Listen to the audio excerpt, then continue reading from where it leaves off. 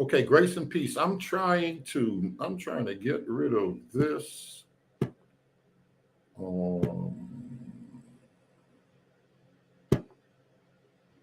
I'm trying to get rid of this thing right here. Let me let some of this play as people are coming in here. House churches are becoming very. Do me a favor and type of one if y'all are hearing this. And let me make sure this link is up and is pinned properly. Popular. Right. And when I say house church, I don't just mean that they're having service in the house. There's nothing wrong, because in the early church, that's the church started out in the homes, and there's nothing wrong. But the problem with the ideology of our current house church age is there's no order or protocol. We just gather together, and one day you may want to share, one day you share, one day you share. There's really no order. There's no structure. And so we all just have a good time. We praise God and we leave. No, Paul says with the bishops and deacons. In other words, this is a church that has an order to keep things God's way. There has to be order in the house of God. How many of you got order in your house? Amen. We live in a culture.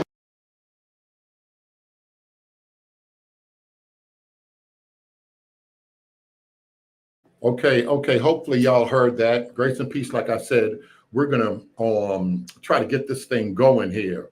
I sent a link out there to Bishop Sister Sharon Screen, and there's a few people that we're going to be looking for. Let me greet everybody once I get the screen up, and I think we can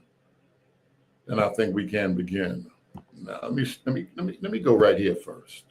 Let me go right here first because there was a discussion. Let me see if I can get it up. There was a discussion that we had about music and the church, and somebody said about the First Lady, and I don't know how it went straight to dancing. I asked somebody in the back chat to send me that link where the brother spoke on the First Lady and her crew dancing to Kendrick Lamar.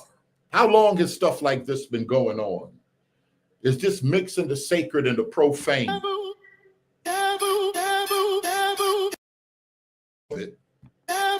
remember we were playing this, and the end of the video, Sister Gia said she slipped up and wanted to twerk in the end.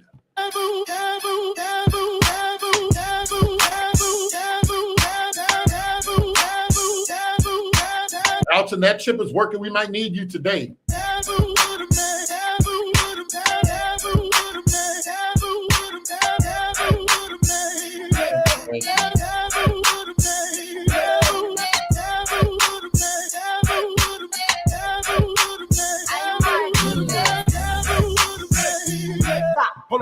And it even came out dancing in the church. Can you even dance? Is dancing biblical?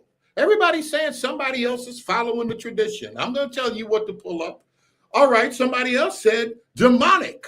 It's demonic because you're mixing songs. Good to see you, Pastor D. Flame. You're mixing certain things. You're in the house of the Lord. Now, Bishop, Sister, we were talking a little bit even before coming on here.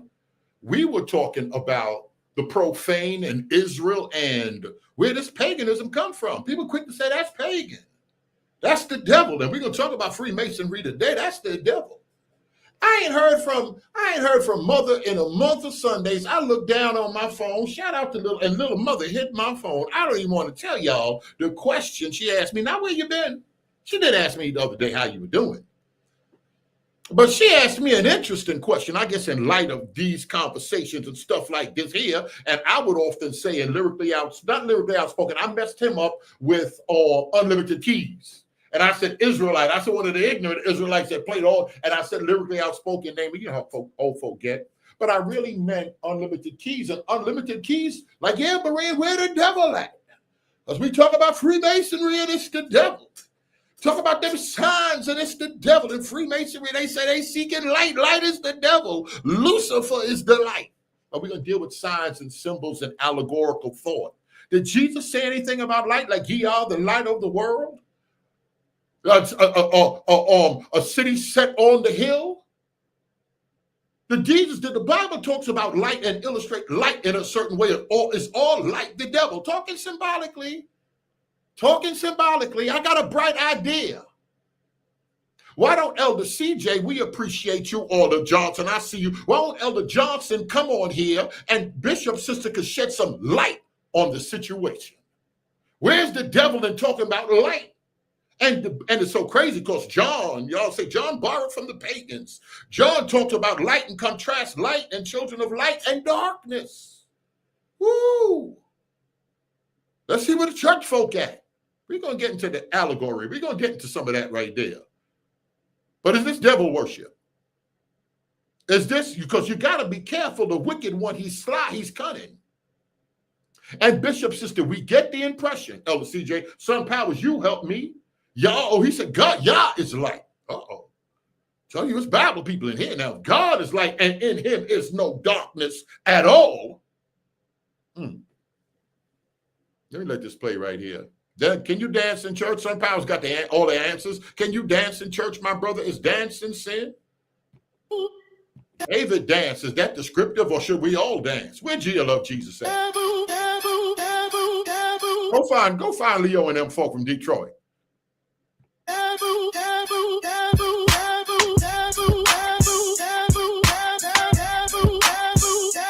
What about your musicians that's so gifted? My man played the bass. Somebody go get JT Mack and them organists. Somebody get CJ Phillip and them organists. Can you play for somebody else? What's the Ty Tribbett? He was the one that said he played the beat with Timbaland, and Timbaland, I guess he got beat for the money. But one of them heavy beats, he said he was on the keyboard and they end up singing, they end up giving the song to Justin Timberlake.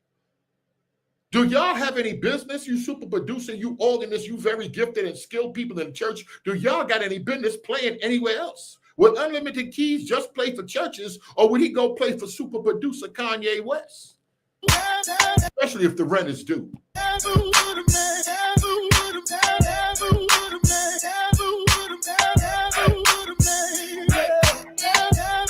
All right, Bishop Sister, come on to the microphone. What are your thoughts on this? Because the back chat, they sure had some thoughts on that right there.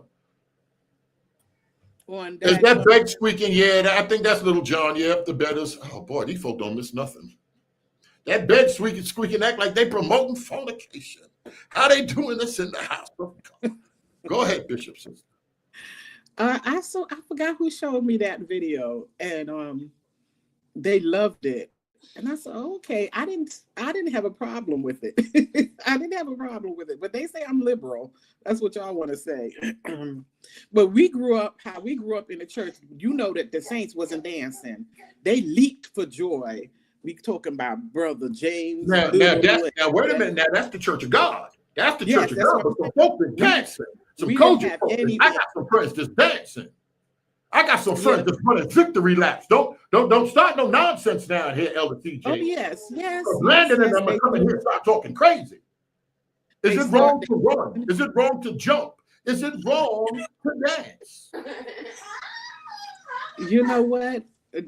Like I said, we grew up with a church that wasn't dancing. Our church didn't even speak in tongues, but we leaped for joy, and all of that. But then there are churches that they loved it. I call it the two-step, and it's okay. I'm like, the musicians, they get with it, and I mean, it's a whole frenzy something. I think it's what in psychology they said you put the whole group in a catatonic kind of like one kind of state of mind, and it just keeps going. Yeah. Now the thing is music a tool? Some people say music bring people together. Look on TikTok, a whole new generation dancing and adoring Michael Jackson songs and doing challenges to Michael Jackson songs. And Elder, was that dispensational Tim? He brought some up when we started talking about the evil spirit in the back chat. Samuel said the evil spirit came from God. If RP start acting up, just mute your microphone and then you come back. Yes. Because I know what the situation is. So is music spiritual? And then Pastor Mike, he was playing something. He said he started listening to the words of the song. I said, I first heard mixing with music like that down with John P. Key and people down south. Kurt Franklin been doing it. But now y'all are playing the lyrics to the rappers in the songs, and the first ladies are dancing to it. Go ahead. Oh, she muted herself. Okay. Yeah, no, Go ahead. I was just thinking, and then the old saints used to like to say about how Satan was the leader of the music in heaven. Hold on, matter of fact, don't say another word. Hold on. Wow University, that's Pastor Mike. That was on last night. That's Pastor Mike right there. Wow University, was Satan in charge of the music in heaven? And Ezekiel and in Isaiah, well, those are the main passages. We get a good bit of our description from Satan. And some people go to Revelation, and then Daniel being the serpent, he's speaking in there. I mean, in Genesis, he's speaking in there. And was Satan, is music inside of Satan? Was he in charge of music? Does he use music today? Pastor Mike don't really like when we talk about the spirit realm and all of that, because it's all connected, or he just worried when people get a little spooky. Is Satan in charge, or can he manipulate music, or does all music come from God and it was just thawed with the fall? Somebody said they had music in the temple. Van Harris said no, he was in charge of no music, but many churches taught that he was in charge of music in heaven with music. Is rap music, is certain music demonic, Sister Sheila? They used to talk about in the 700 Club. They backmasking the music. Jay-Z is a Satanist, and the masters in the studio, they cast spells with music. Does music influence the human brain and behavior? These are just questions. We can't even ask some of you church folk nothing. Can't even ask y'all something. Okay, the sister said yes. And I'm looking for Pastor Mike specifically. But these not the good reading glasses, but I try my best to read. I want to see what he say about Satan. Because Satan is in the Bible. Little mother said, do you believe in Satan? Because the way I'm looking for the devil. And there are many people that don't believe that he's a being that has a desire. Peter, Satan desires that he might sift you as wheat, but I have prayed for you. Some people say, oh, y'all look at the devil and he's in a red suit with a horn. That comes from Greek thought. Y'all got that from the pagans. The devil is just a state of mind. Heaven and hell is right here. We're gonna get into some of this stuff right now. Let me pull some of this stuff up and see where Bishop Sister's at and reheat my coffee. And I do believe that my lunch is ready. I was running late trying to prepare for some stuff dealing with y'all. Okay, here's Pastor Mike right here. I wanted to answer. I wanted to read some of this before I got to Bishop Wooten. Music is influential. It's not explicit that Satan was over the music. He certainly influences it. That's the music right now. Okay, Extreme BK, talking about a deceiving angel of light. We're talking about light and darkness and things of that nature and how we use these symbols. I'm going to bring up and I'm going to show you words. In the earlier video, I stated what Freemasonry was, because a lot of people, they want to know about, Freemasonry. So I'm going to connect that with statements that's always made. People always get out here and they'll say, you'll hear them making statements like, they gave us the Bible to control us. Is that true? And then when you ask them who they are, like I said earlier, oh, the Bilderberg.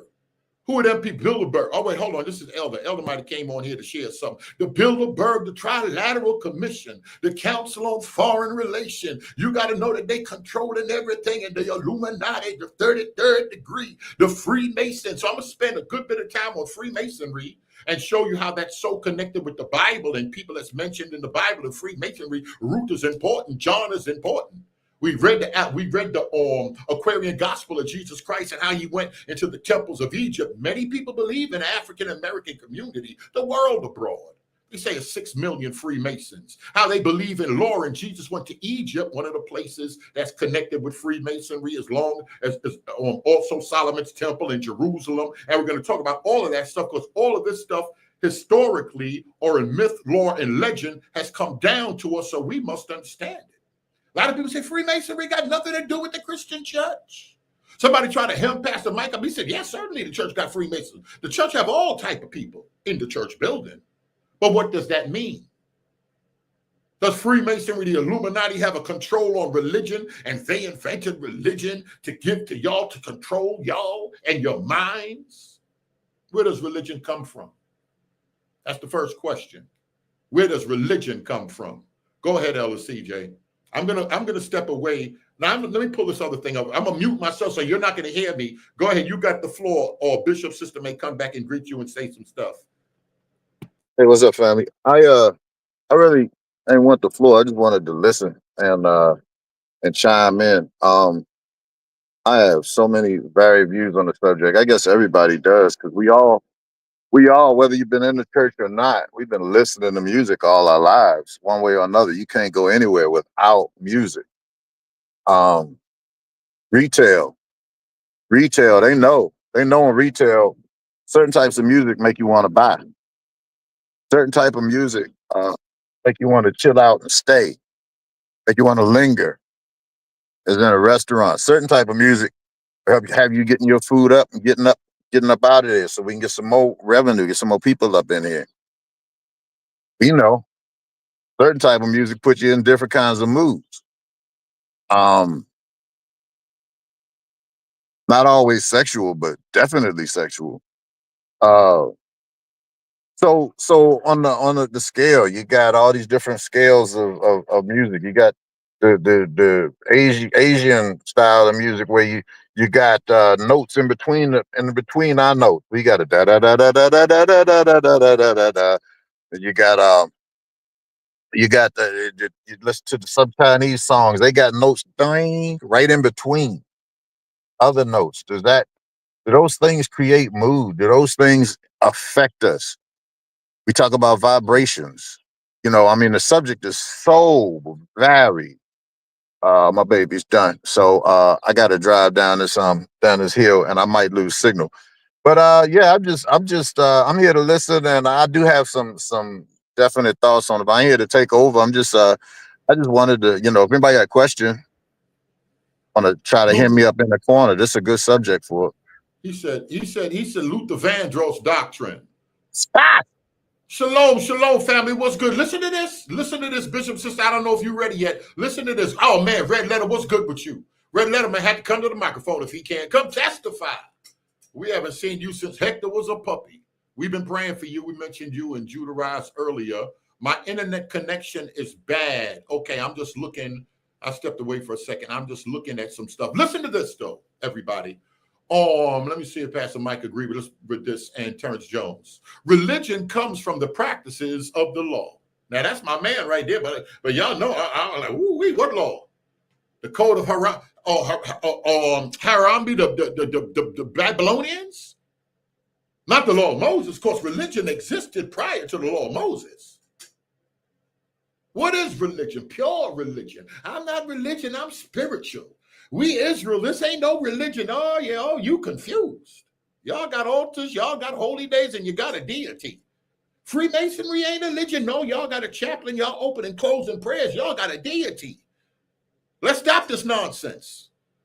So a religion, he said, it comes from the practice of keeping the law. Let me pull this up when we deal with the subject of religion. Let me stop sharing this for 1 second. And I'm gonna leave this on. I'm gonna put this on the screen for a minute because I'm gonna talk a lot about this. I'm gonna talk about a lot about this, the subject of Freemasonry. Like I said, we hear about the Bilderberg Trilateral Commission, Bohemian Grove. That's where President Nixon and a lot of people, influential people, the leader of Fox News and all of that stuff, and a whole bunch of people, they just meet there, and that's in California. And they say people meet there and they pick the president ahead of time. Who's going to be the president? These two people are running, and that's part of the conspiracy. They say the conspiracy theory, and it's a rabbit hole. And Christianity and Freemasonry are two separate things. One thing don't have anything to do with the other. But how is Freemasonry from the time of the abolitionist movement, early 1700s, Prince Hall, who was a mulatto up in Boston, how he could be connected with Freemasonry, and we see it so connected with the church? Where my AME pastor at? Richard Allen, Absalom Jones, they were mastermind, they were in the lodge. And they pulled out when people were treating them a certain way, and they started an AME church. Many of the leaders in the early AME church and people down with the abolitionist movement were Freemasons. And from Freemasonry, we get the Divine Nine. Those are the Alpha, the Deltas, and all them other AKA and all them other folk, Q-Dog, all them folk. They all come from that, and the Eastern Star comes from that. We're going to go through that history. That's connected with the African American community. We see Freemasonry connected with Europe and the kings of Europe and the Catholic Church being at war with people, certain individuals. But these are the same builder, these are the same people that built all the great churches or cathedrals in Europe and the great castles in Europe. That's where they claim Freemasonry comes from the builders. Now let's be careful. Look at this. I'm going to start right here. Freemasonry is a symbol of morality. We're looking for the devil. We're looking for the wicked one. Some people call him old Slewfoot. Freemasonry is a symbol of morality veiled in allegory. What does that mean to be veiled? You get married, you put on a wedding veil. You could see the girl, but you can't really see her through the veil. You remember when what's his name got killed? I don't want to say his name because my New Testament people listening, but somebody that we knew, he went out of town to get money with some cats and some cats killed him. But it took a while to find his body or whatever, and the dude was on the run. People come to the, people coming to the crib, people ran away, bro, we know where your mom's at. Beavers were out back then. Your mother, your son, your family gonna die. So he popped up and he confessed that he killed the brother. But by the time they brought his body back, people was crying and everything. They turned around and they put the funeral, they put a veil over the casket so you could see him a little bit, but you couldn't really make him out because he was so messed up. Rigor mortis set in, and it was a minute before they found the body. But so the morgue tried to do the best that they can do, but they put a veil there so you really couldn't see it. And you see a woman that has a wedding veil on. What is a veil and the purpose of a veil? A system of morality veiled in allegories and illustrated by symbols that aim to improve a man's character. Freemasonry, they claim, can improve a man's character. Not take a scoundrel, a bum, and save him, but they say they can improve men, and they say they look for good men, and they want to make good men better. To improve a man's character through fellowship, charity, education. That's the light. Shed more light on the sister, or on the system or the subject, bishop, sister, shedding light on something. In Freemasonry, they say they come in search of light. Jesus is the light. You don't need no more light. But we use that for everything. Like John in the book of John, other people use light. You watch a cartoon, somebody got a bright idea, a bulb is going to come over their head. We all know what that means. So we all deal with symbols. We all deal with degrees. I went to the second grade. My daughter got skipped from the 5th to the 7th grade. These are grades of light or degrees or knowledge that people receive. That's what degree is when you go to school to get a degree. There's different levels of degrees. And leadership based on the principles of brotherly love, release, and truth. Brotherly love. And Freemasons, a lot of people know, they teach the fatherhood of God and the brotherhood of man. Are we all brothers like Cain and Abel? Are we all brothers? Does the Bible, I'll give somebody a hint, maybe Malachi talks about the fatherhood of God and the brotherhood of man. I'm going to stop this and I'm going to show something. Let me go back. I wasn't looking. You want to share something, Elder CJ? Hey, thank you. Hey, actually, not at present, but I did want to tell you where I am. I am 1 block away from the head of Freemasonry. The whole, when you see the 33rd degree lodge, you in DC right now. Yeah, man, I'm right at the block where they got the square joint that's the middle of the I know where you at. of the star. Man, bro, every time I come through here, I'm praying. It's wild though. Yeah, I'm down there, man. What do y'all think of that? What is he doing over there? Ooh. He works for them. He's a musician in the church. He's going to pick up his check. Somebody going to say that because we're conspiracy. I got direct deposit. I ain't going to pick no check up. Alton. You see, somebody sent me Alton video. That Illuminati video when Alton was in that mansion. Let me stop this right here because we got to. Go ahead. I'm listening to you, B. You hear some good stuff. All right. I was thinking about when you was talking about the degree. I remember when I finished my I think it was undergrad here, and when they're giving out the degrees and stuff in there, and the dean said, we want to tell you all have a degree of knowledge.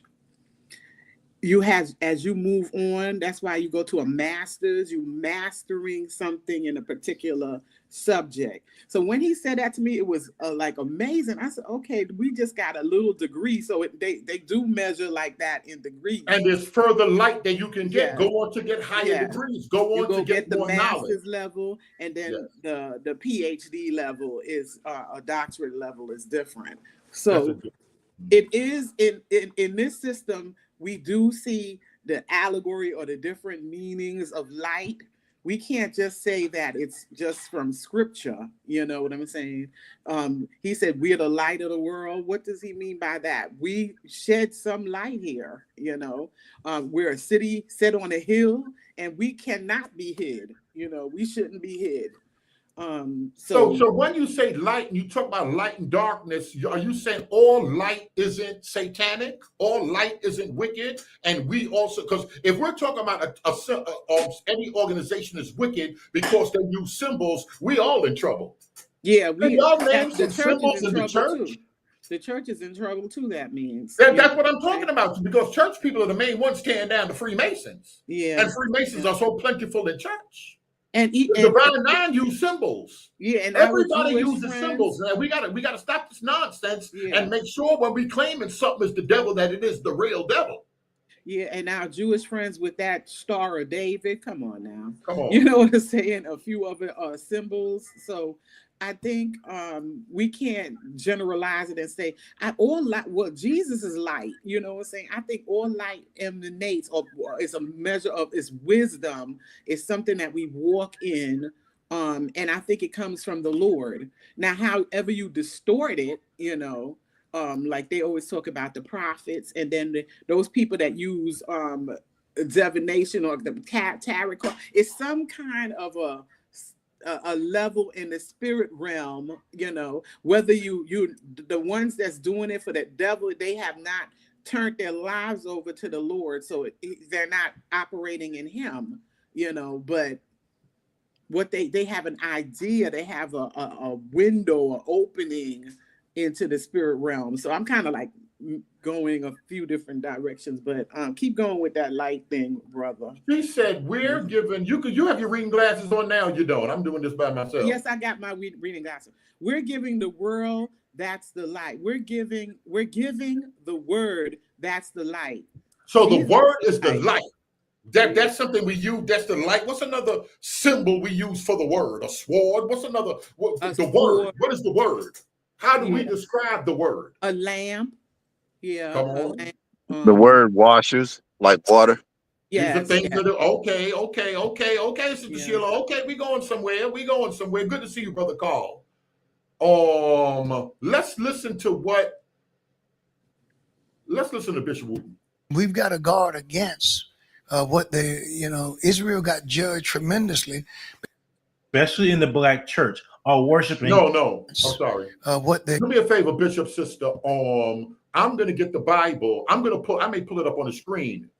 1 Kings. I'm gonna give you some passages right now, but let me let Bishop Wooten play. I'll be right back.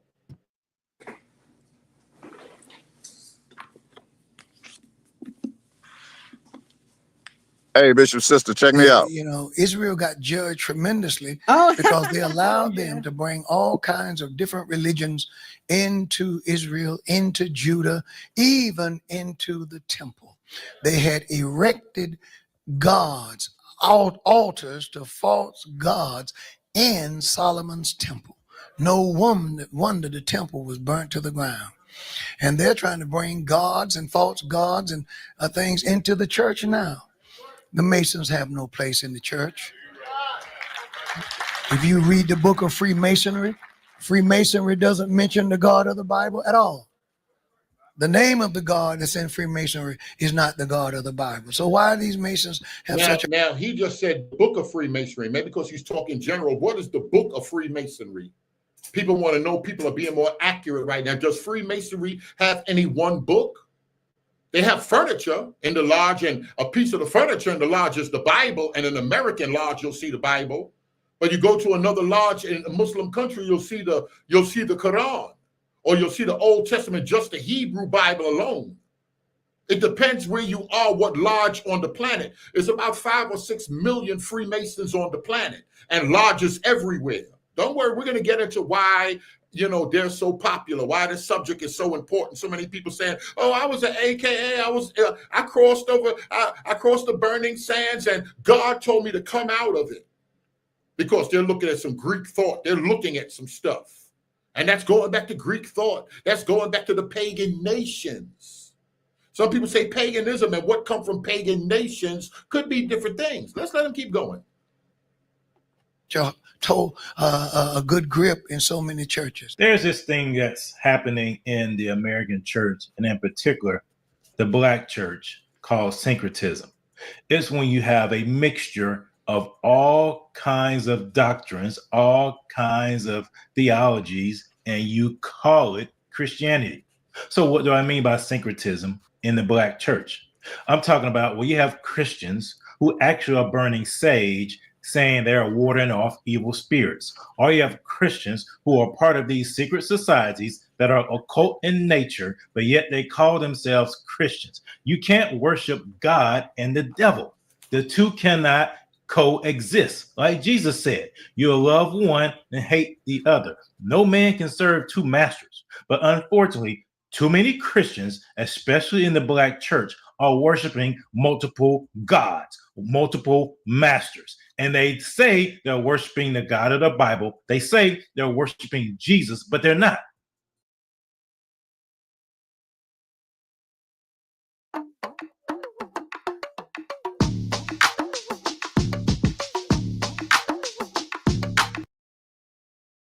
They have a form of godliness, but deny the power thereof. They may be saved. They may have made Jesus their savior, but he's not Lord. They're not obedient. They don't follow him. They don't believe in the power of God. They don't believe in God demonstrating his power in their lives. That's why they turn to things like sage. They turn to things like crystals and those kinds of things. Those things are occult in nature. That's witchcraft. But the people do it because they don't have the patience to spend time with God, to stir up the gift that is inside of them, to operate in the power of God that's on the inside of them. The Holy Spirit activating the power of God on the inside of them. They want a sugar high. They go to church every week to get a sugar high, to get a spiritual high, to get emotionally charged, to go out and get the brains beat in by the devil. And instead of praying, instead of focusing, instead of being obedient to what God says in his word, instead of being led by the Spirit of God to truly overcome the wiles of the devil, they turn to sage and witchcraft, and they turn to their relationships in these sororities and in these Freemasons, these secret societies that will do nothing but lead to their destruction. You want to know some history and what the Freemasons really are? Take a listen to this. That one, again, I was surprised. You're right. A lot of people, even Christians, have heard of Freemasonry, but that's about all it's gone. And almost everybody has a story where, like, yeah, my grandfather, my uncle, or my dad, or his family member, this, or used to be in it, or still is in it, or whatever, and they just think it's a good old boys club. No, it's not. It's an occult secret society, and this is what we expel. And part of it too is it's not just in the world; it's in the church. And okay, he said it's an occult secret society. What does occult mean? It's an occult secret society. Pastor Mike, no, this Pastor Jay right here. Jay the producer says, my cousin is a leader of a lodge here in Texas, and he goes to a church here in town, and they always be doing programs and stuff. They're always busy. They believe in community work. They believe in widows and helping the widows and the children. We're going to talk about the Shriners and the parades, but why do they believe in the widows? We getting ready to read some Bible, and we get ready to look, and we go, there's a couple of things. Do me a favor, Bishop, sister, you know how to share your screen, correct? Let me go down here to Pastor Mike. First Kings, you go to 1 Kings 7. And you can just mute yourself and go to 1 Kings 7, and maybe you can put it on the screen. I'll show you. But if RP's going, I got this here. Neo-paganism plus theosophy. Ooh, I might have to call Leo. Jason Brown in the barbershop right now? Oh, he playing with our new dog. You see how people see your stuff and claim your stuff as they stuff and Tell Jason Brown, show us a picture of that dog. Fair use. I bring up examples again of not just experiencing occult behavior in the church, but Freemasonry. In fact, this was my very first senior pastorate and my very first encounter with Freemasonry. And now, you can't just say a pastor's a Freemason and say it's devil worship. Dunamis is trying to get people to be more articulate with what they're saying. Oh, those aren't the books in the Bible. We reject those. But we got to be a little more articulate. We got to be careful, because people can now start showing you, well, the church over there on the other side of the planet, the Ethiopian church, got those books.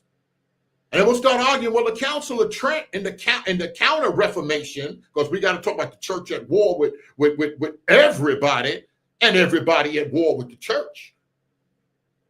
Did the church persecute Freemasons? Then we'll talk about Illuminati and I'm going to try to help people with the rabbit hole, because there's multiple groups that have been called the Illuminati. But who was the founder of the Illuminati that we talking about, and what did he teach? Did he like the church? Was he against the church? Because if the Freemasons gave us the Bible and gave us the religion to control us, they can't be the one historically that's been against the book. Some of this stuff got to make sense. They gave us the book to control us. That sounds good, but where is this coming from? What are you folk out here talking about? Fair use. Let's listen. What it was, I was 4 weeks in, and I was just doing a basic polemic study at that time on Sunday on the uniqueness of Christ and the cross, right? As opposed to other religions on the planet. Buddhism, Hinduism, Islam, even, Jehovah's Witnesses, some of the pseudo-Christian cults. And, nothing really deep dive, just showing the uniqueness that Christianity is unique. Right? All of the religions say that you are God, you got to become God, you got to work your way to God. None of them have a cross, right? Christianity is unique. I kid you not. So I get done with that sermon, and the next thing you know, I get a phone call from one of the pillars of the church, their wives, and said that, quote, he, so-and-so, was upset with what I preached on. I says, well, why? What was unbiblical about it? And went on and said, well, I think you just need to meet with him. So I drove out to his house, and he was a big guy. And he looked down on me the whole time, and he's like a 6'6" big old dude. And he said, well, I don't think you should be talking about other religions like that. I said, well, why not? Well, I just don't think it's right. You shouldn't do that. I said, well, wait a second. Should we have a tolerance? Freemasonry teaches the fatherhood of God and the brotherhood of man. This is where apologetics come in, and Pastor Mike and certain comments that's being made. Are people too rigid? Pastor Mike don't want to hear too much of nothing. Pastor Mike just ain't gonna let anybody preach in the pulpit. Why you gotta be so strict? Loosen up. Big deal. It's a big deal. She's from the LGBT community, and she married to another woman, and they live together. She's still a bishop. She's an archbishop. Why he don't want to let her come preach? Let have love one for another. Did Jesus say the truth, or his teachings would unify us? Because there's a unity in a one world religion some people think's coming, but is that from Jesus? These are the questions we have to ask. That's why I ask y'all, where is this religion even coming from? Should you have love? Does having love mean you can let anybody teach you anything and you have to accept it? Some people go back to the theory that in all of these religions, all religions ultimately lead to deity, ultimately lead to God. Some people say that's a problem. It's impossible, because you got to do other things to get to get closer to deity in these religions, and a lot of these things are opposed to each other.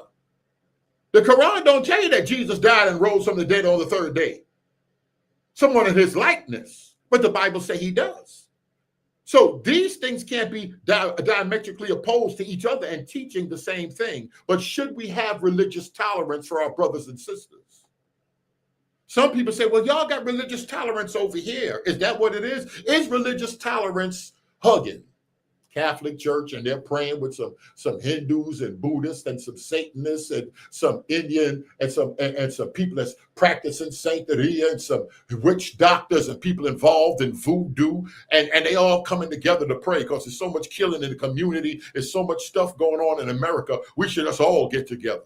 We know it's one God, we just call him by different names. How does that work, Jason Brown? Because remember, false teachings, according to what we believe, according to 1 Timothy, comes from demons or doctrines of devils. So spirits can teach. Oh boy. So spirits can teach a doctrine. Like it or not, something just came to me, and these are the thoughts that I'm dealing with. So spirits can teach a doctrine if you believe in spirits in the spirit world. Something just came to me, and I just felt this. An angel appeared to me. Remember, everybody, Jesus, the angel appeared to Jesus in Luke 4. Satan came to him and took him at a high mountain. Muhammad seen an angel that come to try to choke him. He said, Ikra, Ikra. 3 times up in a cave. The guy that started with Joseph Smith, an angel came to him. A lot of folks seeing angels now. Spirits and creatures. A lot of people seeing this stuff. So we got to be careful. We just can't say anybody that had a supernatural experience came in contact with deity, came in contact with the God of the Bible. Let's keep going before we read this stuff here. If in fact Jesus is the only way, I didn't say he did. John 14:6, he's the way, the truth, the life.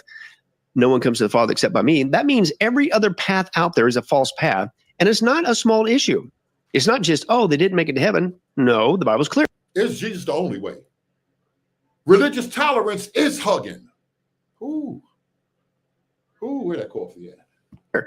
If you don't go through Jesus, you go to hell. So how am I a loving Christian, Mr. So-and-so, if I don't tell people? Now, the people that's being hugged in here, do they all believe Jesus died and got up physically? This is where we're arguing and Pastor Mike and saying we got to deal with the essentials, and then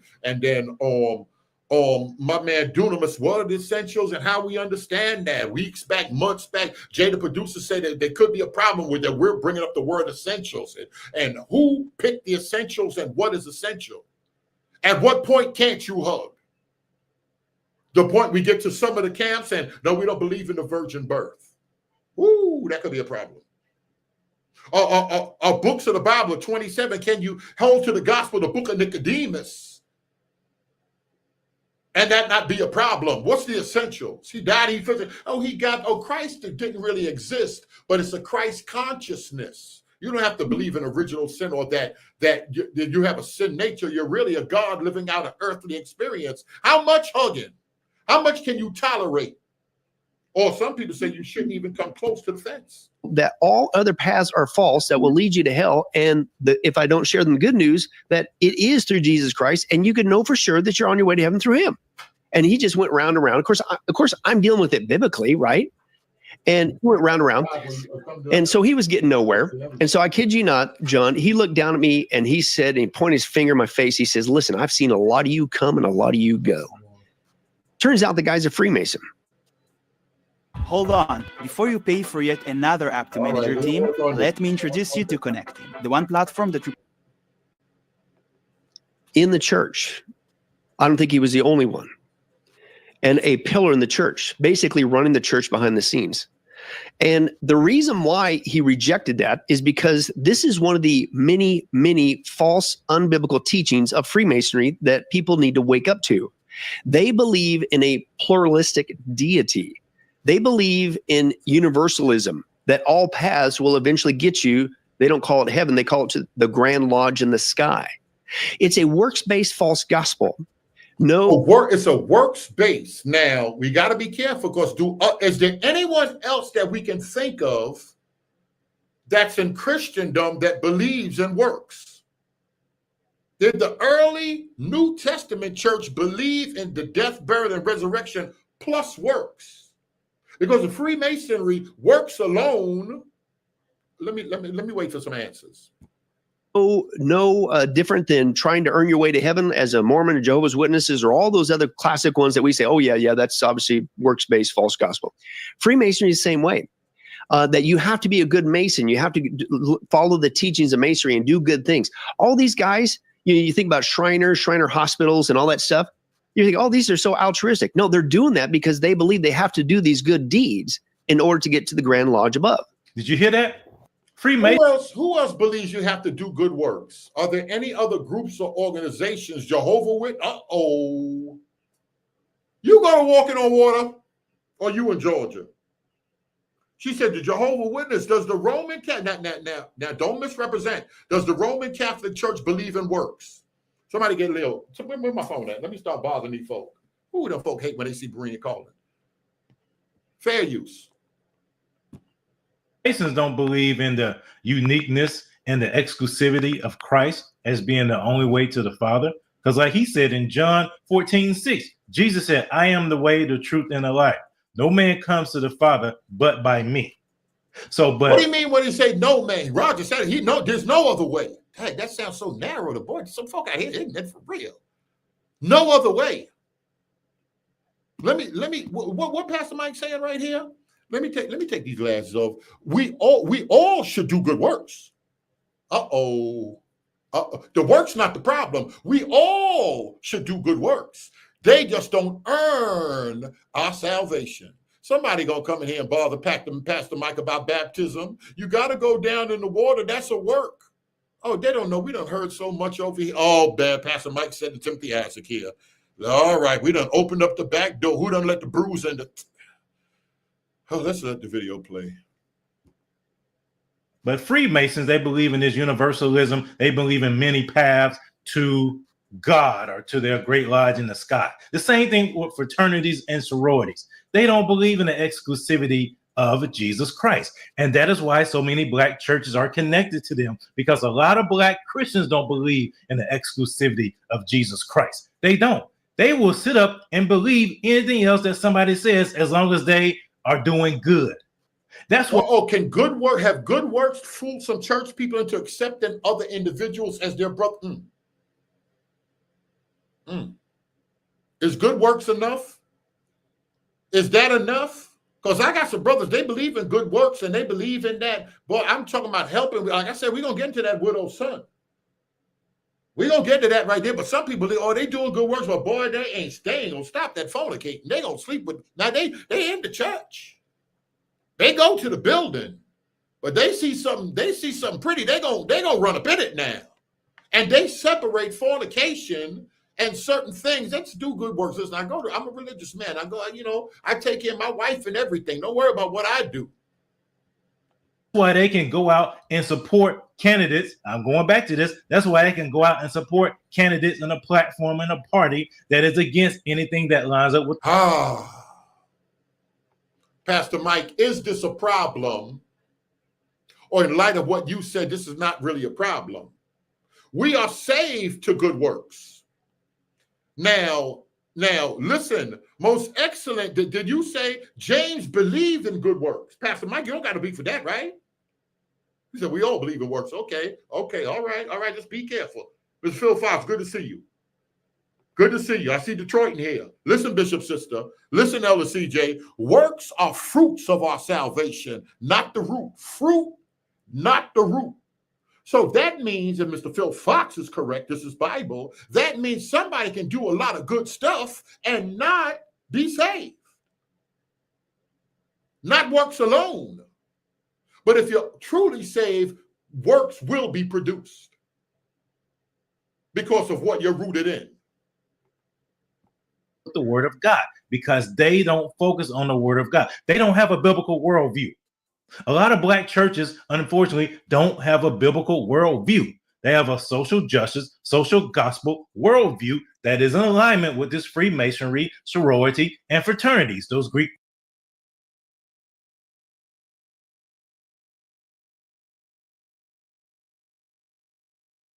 Hey, no sound. Oh, okay, my bad. You can say what you want, but churches that are led by Freemasons or have a heavy divine nine presence, those churches are heavy community churches, heavy on feeding the people, Boy Scouts, heavy on doing stuff. This is why immediately when we see Prince Hall coming on the scene in the abolitionist movement, they in court, they putting in paperwork like, listen, you can't treat these people this way. They're going to learn to do it according to these people. Now, somebody else in the comment section said, oh, Prince Hall just wanted to be like the Europeans. No, he just said, listen, he was part European, but he said, no, we got to fight it this way. This is an unjust thing, and we got to use their system to free the slaves. Now, there was some other people like John Brown and them, they're like, listen, I ain't got no time for this. Somebody got to die. This is kidnapping and it's wrong. We got the Quakers from the gate. They said, this is man stealing and there's no Bible for this. So when these people come and say, well, white people and Christianity put us to slavery, first of all, there were slaves before Christianity. It wasn't the same type of slavery.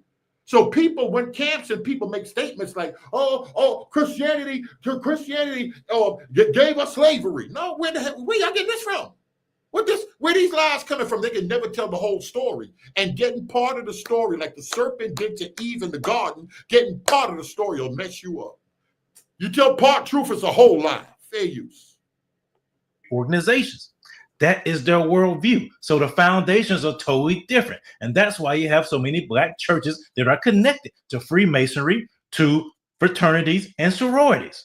And they're trying to bring gods and false gods and things into the church now. The Masons have no place in the church. If you read the book of Freemasonry, Freemasonry doesn't mention the God of the Bible at all.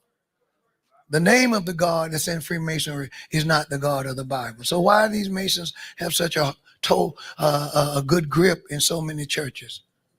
Y'all ain't saying anything. Now, this is Bishop Wooten. Somebody do me a favor, Leo. When Bishop Wooten dropped this video, I can scroll down here and see somebody see that when Bishop Wooten dropped this video.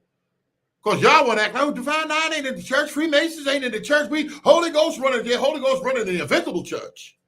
But every physical building you see is not ran by the Holy Ghost.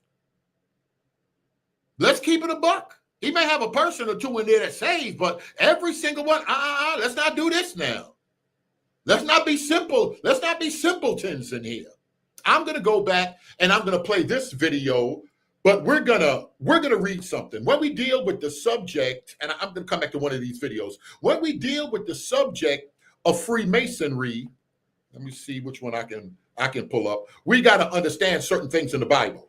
Freemasonry is partly built on the scriptures in the Bible.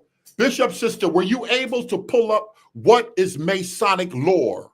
Freemasonry and it is built, and I remember earlier we read that Freemasonry is a system of morality, not to teach devil worship.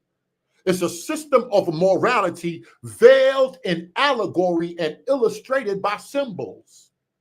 Freemasonry is so connected with the Bible, specifically the Old Testament and the Hebrew religion, that some people believe that Freemasonry is a Jewish invention because it's so tied into Solomon and the building of Solomon's temple. The sublime degree of a master mason, that's when a true mason is nothing but a master mason. That's the main degree that you can get in the lodge. Now, Pike and other people, they'll tell you there are appendant bodies where you can get higher degrees. It's like going and getting a diploma. You've graduated from high school. Now you can go on to receive a master's degree. You can go on to receive others' degrees, but a master mason is a third degree mason. That's what masonry is. Ultimately, a master degree in the lodge. So when we deal with Freemasonry, the first 3 degrees is what we call the Blue Lodge. And the Blue Lodge is based on the Bible and the Bible alone. Ooh, people are going to have a problem with that. Because I'm going to show you other stuff and say it's not the Bible, but it's largely based on the building of Solomon's temple. And we're going to read some of that building of Solomon's temple right now. Just some of it. Alliance with King Hiram. Now, remember when you see that name, that's heavy in Freemasonry. There's a couple of cities and streets named Hiram. Isn't there a Hiram, Georgia? Y'all had a place down there? We lived there in Georgia, Hiram, Georgia. In Hiram. And King, I hope y'all don't hear what's all these things coming up? And listen, and Hiram, king of Tyre, sent his servants unto Solomon. For he had heard that he had anointed him king in room or in place of his father. For Hiram was a lover of David. And Solomon sent to Hiram, saying, this is Solomon's correspondence to the king of Tyre.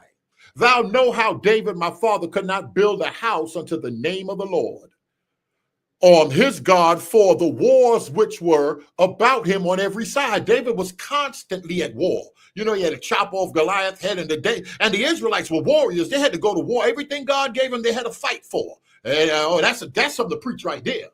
Until the Lord put them under the soles of his feet. That's Pentecostal talk. I know these was Pentecostals. But now the Lord, my God, has given me rest on every side. So that there is neither an adversary nor evil occurring. Nothing is jumping off. Nobody even stepping to us now as Israel. We got our land, we chilling. Now we got to see if it continues like that. And behold, I purpose to build a house unto the name of the Lord. Wait a minute. If they ain't had a house for the Lord, Alton, where Where Sun Power was in them at? What was the place that Moses was in the wilderness? What's the name of that place? The if they ain't built a temple yet, what was the name of that place? Oh, Tabernacle. Oh God. All right now, so there's a difference between the tabernacle and the temple. So what's the tabernacle, Bishop Sister?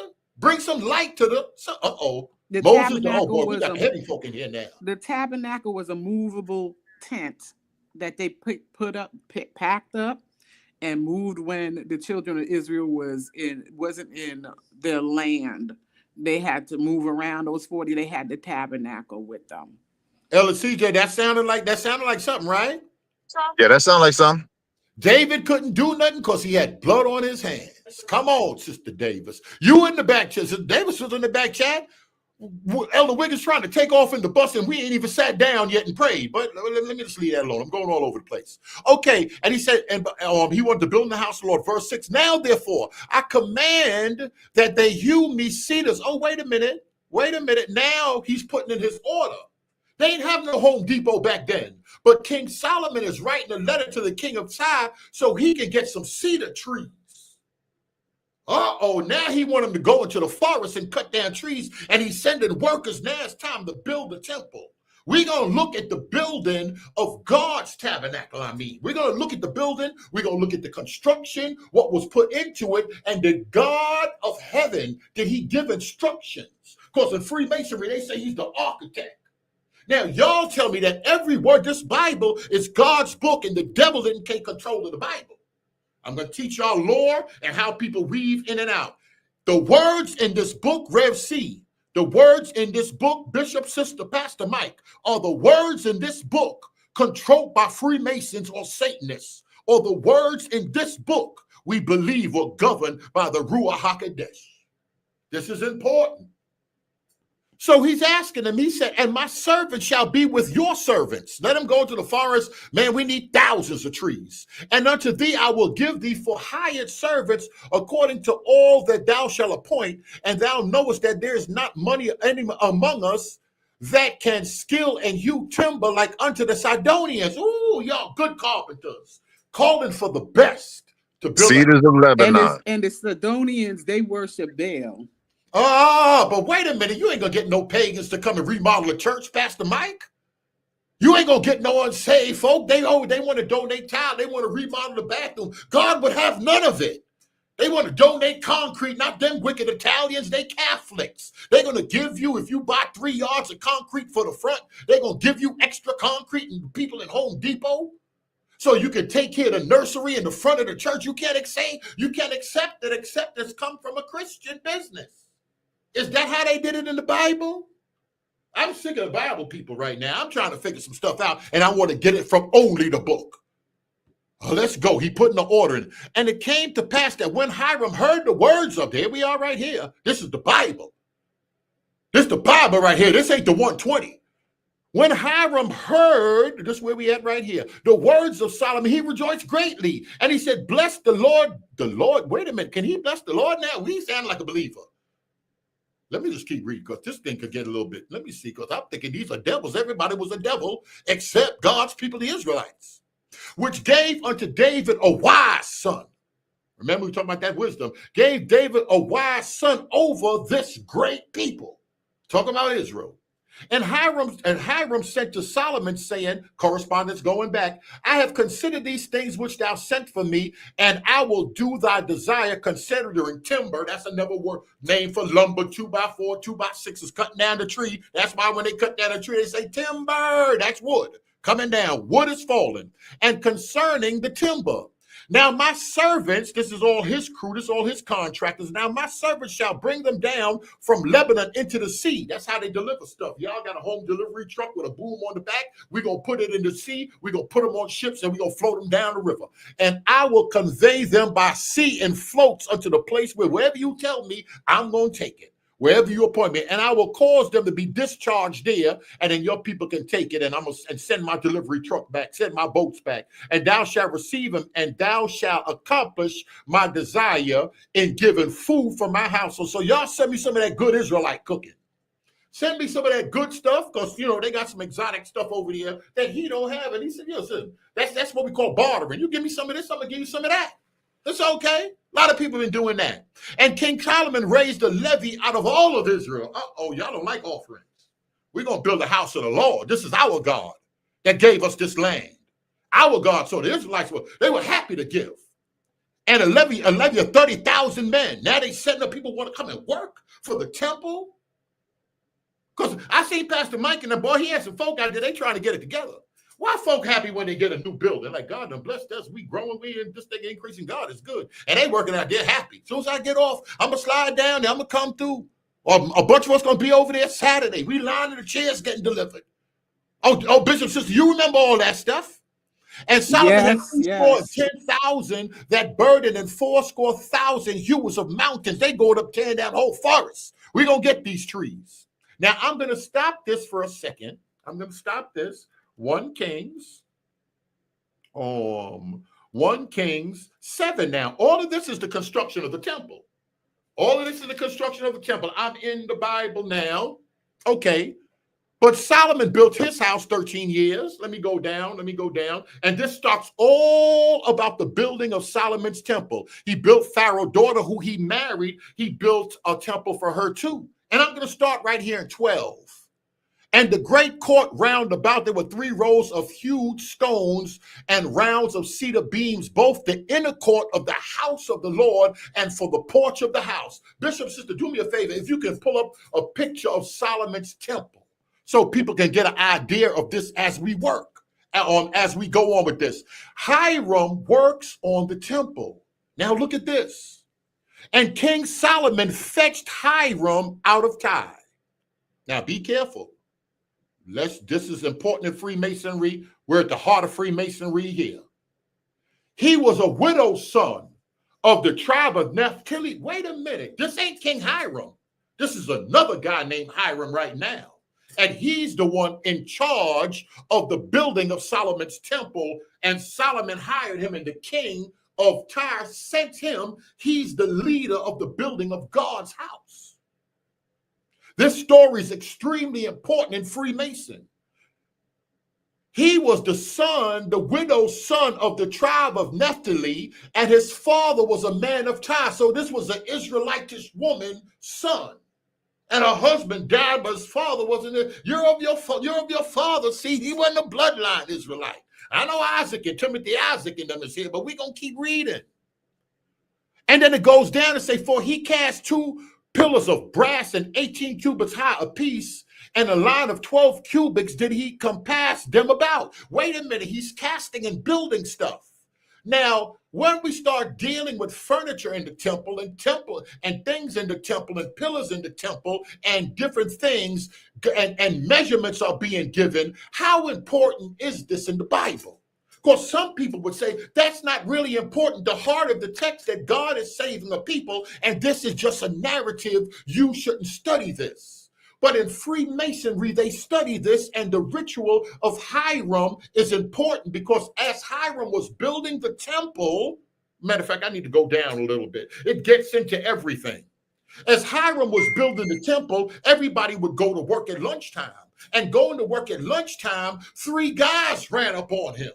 They say these guys were Jewish guys because of their names. 3 guys run up on him and they wanted the master word. He said, we're going to hire you. And at the end of the job, when God's house is built, we're going to give y'all a special word. This is the master's word.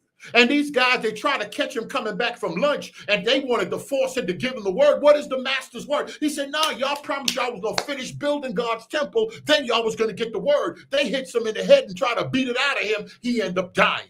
They get scared and they hide his body. None of this stuff is in the Bible.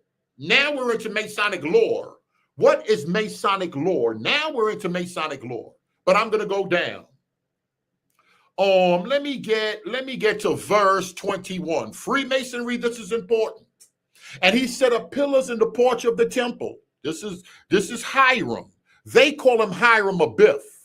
If you look into, I'm going to pull it up because Hiram Abiff is not biblical, but all Freemasons Greeks know who Hiram is. Legend is based on him. Some divine nine rituals are based on him. Some things they teach you in the Nation of Islam is based on him. How we taught the Europeans Freemasonry and the sacred sciences, and they came across the burning sands. Where are the alphas? We got to talk. And he set up a pillar in the porch of the temple, and he set up the right pillar, and he called the name of it Jachin. Wait a minute, these are names of the pillars. Did you pull up a picture of the temple, Bishop, sister, that you can share the screen?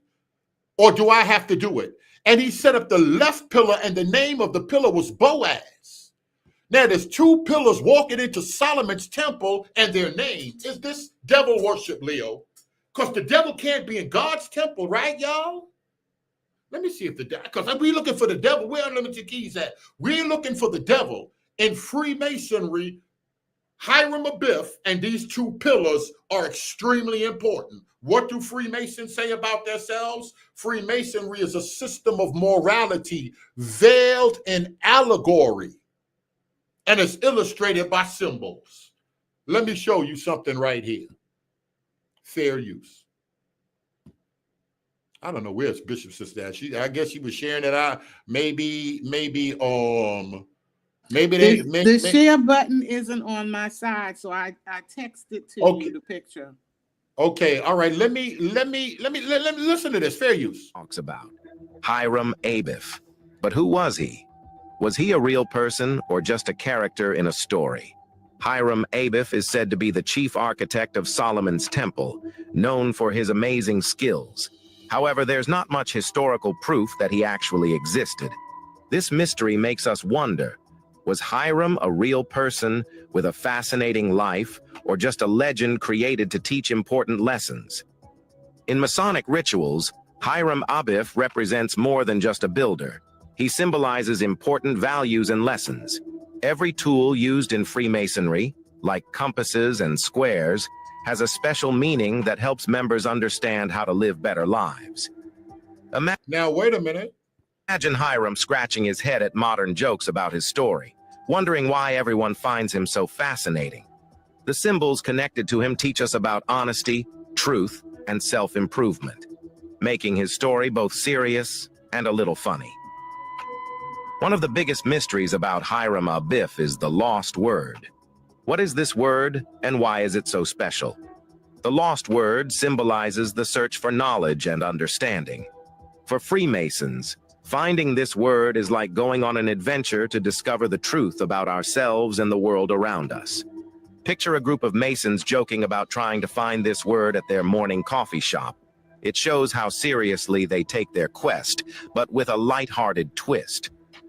Hiram Abiff has a huge impact on Masonic traditions that are still celebrated today. His story is told in lodges all around the world, showing how special it is to many people. Even though some argue about whether Hiram was real or just a story, his character continues to inspire discussions. Now, is Hiram Abiff Masonic lore? That's a story, that's a myth, that's a tale to teach a doctrine. All lore, the job of lore is to convey doctrine. It's not Bible. A guy named Hiram that was a widow's son is in the Bible. Him being killed is not in the Bible. How he was killed in the lost word, it's not in the Bible. So Freemasons and other people argue that this is an allegorical story. If the lore is an allegorical story, does it mean that Solomon's temple was real or Solomon's temple wasn't real?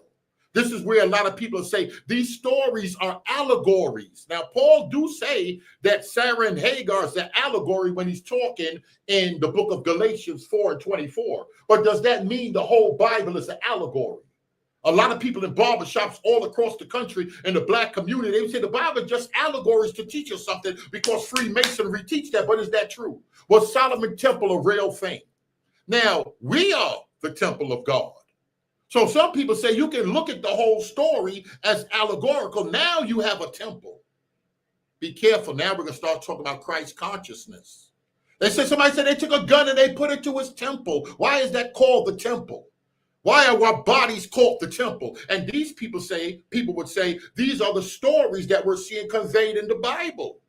This is why Pastor Mike and them teach you got to know Bible. Elder Green and them teaching you got to know Bible, because people are being the Bible. Jesus said, "Ye are gods," and then they'll take you off into some new age, something else. How important is allegory, and how should we look? Is this allegorical? Bring you into Hebrew thought. Is this an allegory? How important are these things now? You're crazy if you come in here and say there's no allegories in the Bible. What do you mean when you say something is a myth? How should we understand something? Now scholars are coming out trying to say the story of Jonah and the great fish. We can't prove it, being minimalist and well, it's a good moral story behind it. You want to backslide because somebody, you heard a Bible scholar say this Jonah probably didn't exist? Come on, Pastor Mike, what we do now? What do we do now? Was Solomon Temple real? But Masonic influence on Hiram Abiff, him being real or not. The Bible, if you read the Bible and you believe it, y'all believe there was a real Solomon, there was a real king of Tyre, there was a real Hiram, there was real trees, and there was a real temple. It pointed to something different later on, that we're the temple. Like the glory of God came in the temple, then in Acts 10, the Spirit of God came inside of the believers. He said, he's a heretic. He said, we off in the land of heretics. We off in the land of heretics. The same thing with Noah.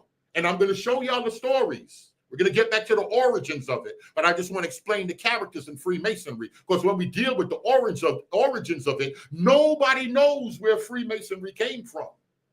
Now, if we read, I'm going to Google and show you, they're going to say Freemasonry has its start in the Grand Lodge in England in 1717. But why is that beef, Orthodox more? Because 1717, first of all, to have a Grand Lodge, that's like the headquarters of Kojic. To have a Grand Lodge, you got to have other small lodges. And the oldest manuscripts that we have on Freemasonry are hundreds of years older. That's the Cook and the Regis or Honeywell manuscripts. These things are at least 200 years before the Grand Lodge in 1717. From the 4th to 13th, the 9th and the 13th century. This is a problem. So if the Grand Lodge, if the Freemasonry has its start in the Grand Lodge in 1717 in England, and we got the Cook and we got a Regis manuscript, and we got manuscripts earlier than that, it means it was already at work. Let me finish with this, and then we're going to get into where we hear Freemasonry coming from. It's definitely connected with Solomon's Temple. Every Freemason. Nobody's a Freemason that told you they never heard of the name of Hiram and the building of Solomon's Temple unless they feel like they just don't want to reveal it to you. You know, some Masons don't know all this stuff is online. You can buy Duncan's Ritual. You can buy the Encyclopedia of Freemasonry by Albert G. Mackey. All this stuff is out here. Folk ain't hiding nothing. The ex-Freemasons that came out and they revealed stuff. Some people say when you deal with the story of Hiram Abiff, it has to do with loyalty. Them dudes try to hem him up and hurt him, but if you're loyal to the secret, you're loyal to Solomon, and they made a promise that they would get the master word at the end after they did the work. Keep your promises, keep your word. So if someone gets sworn in the lodge, they said, yo, I'm sworn to hide these secrets and never reveal to somebody that's an outsider. I ain't going to speak on it. That's my duty. Being loyal to something. So they say that's what the story's about, and Hiram is not even real. We got to get back into the manuscripts and what connects Freemason, where it can be connected to. Most people, when they talk about Freemason, historian, regular secular historians, and Masonic scholars alike, they'll tell you we don't know where it began, but everybody will give you, I think it's St. John's Day. Is it John 20? St. John's Day. Is it John 24? The 24th of June? That it began in 1776 in England was a Grand Lodge, but Freemasonry was practiced. They said Freemasonry comes from the builders building cathedrals in Europe. And they were skilled, and some would go to France and they can't speak the language. But if you got signs and symbols, somebody know, yo, I know what to do with that compass. I know what to do with that level, that square, that plumb line. They know, yo, we can hire him and put him on the job. So even they would come from different countries, like Hiram set some people. If they didn't speak the same language, yo, I know to cut that wood. I know what to do with that. This is very important. We're going to keep going. Hiram is connected to this because when we go, we're going to see some things about Jerusalem. We're going to see some things about Egypt. Most people that are black that are involved in Freemasonry, that are black or people down to Divine Nine, they believe that Freemasonry, one of the major places that people say it could have originated was in Egypt. Some say Babylon. Some mention Nimrod. The Encyclopedia of Freemasonry mentions Nimrod as one of the masters in Freemasonry. Now, when we deal with the Genesis 6 conspiracy, that guy Gary Wayne? Gary Wayne said there were two types of Freemasonry, and we're going to go to the Constitutions by Reverend Anderson. That's heavy in Freemasonry. He said it was two types of Freemasonry, that it was a sacred divine science that came down, and Enoch and Noah and everybody had. Noah had it on the ark. Then later on, there was a split with wicked people practicing it. Thunder said, he came here, Thunder said, show me anybody talking about Satan and Freemasonry that was black. They believe some people believe Europeans took certain things and bastardized it. Farrakhan taught that Moses taught Freemasons to Europeans in the Caucasus Mountains. That's Nation of Islam lore.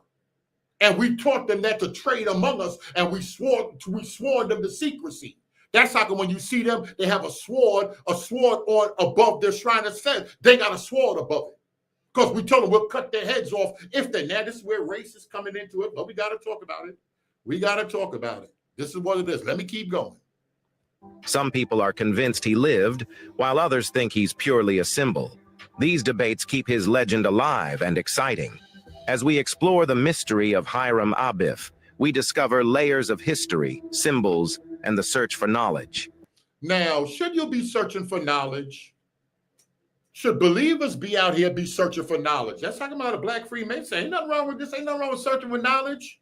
A lot of them guys, they were heavy into the law. Yo, you got to free these black folk. Underground Railroad, they were on all type of stuff. They didn't see no problem with Freemasonry. They thought it was biblical. And helping people. Widow's son, they love good works. Now remember, we still looking for Satan. We're still looking for the devil. The devil running around here somewhere. We just got to find him. But this is a group of people talking about signs and symbols. With the Bible turns around and tells us that there were some pillars that were named. I don't know why God would name them, and I don't want to go too far in the text, but that's in there for some reason. And a lot of Masons get stuck right there. Now, I'm going to pull up and I'm going to show you that when you deal with the term Hiram Abiff, many Freemasons believe that's who built Solomon's temple. And we do see somebody in here that Solomon asked to build certain parts of the temple, and we see the name of his pillar, and he was a craftsman and some other things. But outside of that, some of this stuff is just lore. Let me keep going. Yet, like all great mysteries, we may never know the full truth. Hiram Abiff's story encourages us to ask questions and seek answers. As you think about his legend, consider starting your own adventure to learn. The story teaches us to ask questions and seek answers. People mad because everybody doing that right now. And common sense, what's the name said, my mind is my temple. I'm not going with that religious church dogma. I'm seeking this thing out. A lot of the Freemasons were deists. There's a great spirit. He created mankind. He put us down here, and the laws we got, the religion we got, we can observe through nature, and everybody can understand it. Y'all don't come tell me about no prophet Ezekiel and Jim Jones and all these visions and all this other stuff. I'm on a quest by myself. Deity will lead me. Y'all see the video I played for Pastor Mike earlier? House churches are popping up. All type of doctrine is popping up. What do we do with some of these things? Methodology. How do we understand some of these things? Is it okay? Is some of this stuff pseudo? Oh, he said, there you go. That's the word. He said, this is pseudo. Now, I'm going to explain something else to y'all. What Pastor Mike, what the church does, y'all want to read stuff and y'all want to look at context. When we start dealing with stuff like that and we're dealing with symbolism, you're not reading nothing regular, because now you're getting to the mystical, because you want the spirits to speak to you. You want to see what, this resonates with my spirit. I feel it on the inside. You don't have to have facts and have to be able to run down and read manuscripts and check stuff out. Let me see what I can read right now. So much stuff is up. I got to close some of these. Learn more. The real secret of the Freemasons might just be the curiosity that Hiram Abiff inspires in all of us. Deep in the world of Freemasonry, there's a name that everyone talks about. All right, Bishop, y'all want to share anything on this right here? I don't know. I don't like talking going too far and then not. I don't know. She might be busy with the boy. Now I didn't even get to the bishop yet. Let me do that and get a sip of water at the same time. Just the original one, I believe. No, just not the original one. All right, is it? Okay, let me try. Anything now. There's not one fraternity, not one sorority that was started with scriptural permission. You study the history of these things, it's not the cross, it's not Christ. So then why would these things be in the church? And why stay in those things once you meet Jesus? I've said it before, I'll say it again. Paul was in Judaism until he met Jesus. And when he met Jesus, he even left the Jews' religion. And that was the foundation to Christianity. I got to park right. Oh, matter of fact, let me mute this right here whilst this playing so I can get past this commercial. Paul said, no, wait a minute, because Leo said that it was a whole fight. It was a whole fight back here. Y'all see how it's problems? Then he gonna come on the next live the next day and say, what did I do? Did Paul leave Bishop sister? Oh no, she might be Elder. Did Paul leave? I don't think so. But that's what I'm saying. I don't feel that way from reading scripture and stuff. But everybody else on here, I don't know. They might feel he left Judaism. Well, let's pull up Galatians. He said he excelled in the Jewish religion. Hey, yo, oh my goodness. He counted them but dung. He counted it all but dung. Well, let's just see. He gave Leo, all his learning up. All right, Leo Spooky said, go to Galatians 1. You heard Bishop Wooten. Now, y'all know who Bishop Wooten is. He in heavy rotation on social media. He said, go to Galatians 1. You want to read some of this, Elder? No, I can't read it present. Paul, I'm on here. Why I got these two on here? I'm talking. Can you hear me? I said, Paul, an apostle, not of men, neither by man, but by Jesus and God the Father, who raised him from the dead, and all the brethren which are with me unto the churches of Galatia. Grace be unto you and peace from God the Father and from the Lord Jesus Christ, who gave himself for our sins, that he might deliver us from this present evil world, according to the will of God and our Father, to whom be glory forever and ever. Amen. I marvel that ye are so soon removed from him that called you into the grace of Jesus unto another gospel. Stop right there for 1 minute. Stop for another. We're just going to read it. SOI, what's good? We're just going to read it in context. Why would Leo, why would Spooky say in context? Oh, I love, now I'll tell you some shop cats around here. Keyword, Paul said former life. The keyword most secular said former life. Keep reading. We go to context. Don't add, what is he talking about here? Just keep reading. Which is not another, but there be some that trouble you and would pervert the gospel of Christ. But though we are an angel from heaven, but though we or an angel from heaven preach any other gospel unto you than that which we have preached unto you, let him be accursed. As we said before, so say I now again, if any man preach any other gospel unto you that ye have received, you got to go up, let him be accursed. That's 9. For do I now persuade men or God, or do I seek to please men? For if I yet please men, I should not be the servant of Christ. But I certify you, brethren, that the gospel which was preached of me is not after men, for neither received it of men, neither was I taught it, but by the revelation of Jesus Christ. For ye have heard of my conversation in past time. Oh, Lord. Or conduct. You can't see this?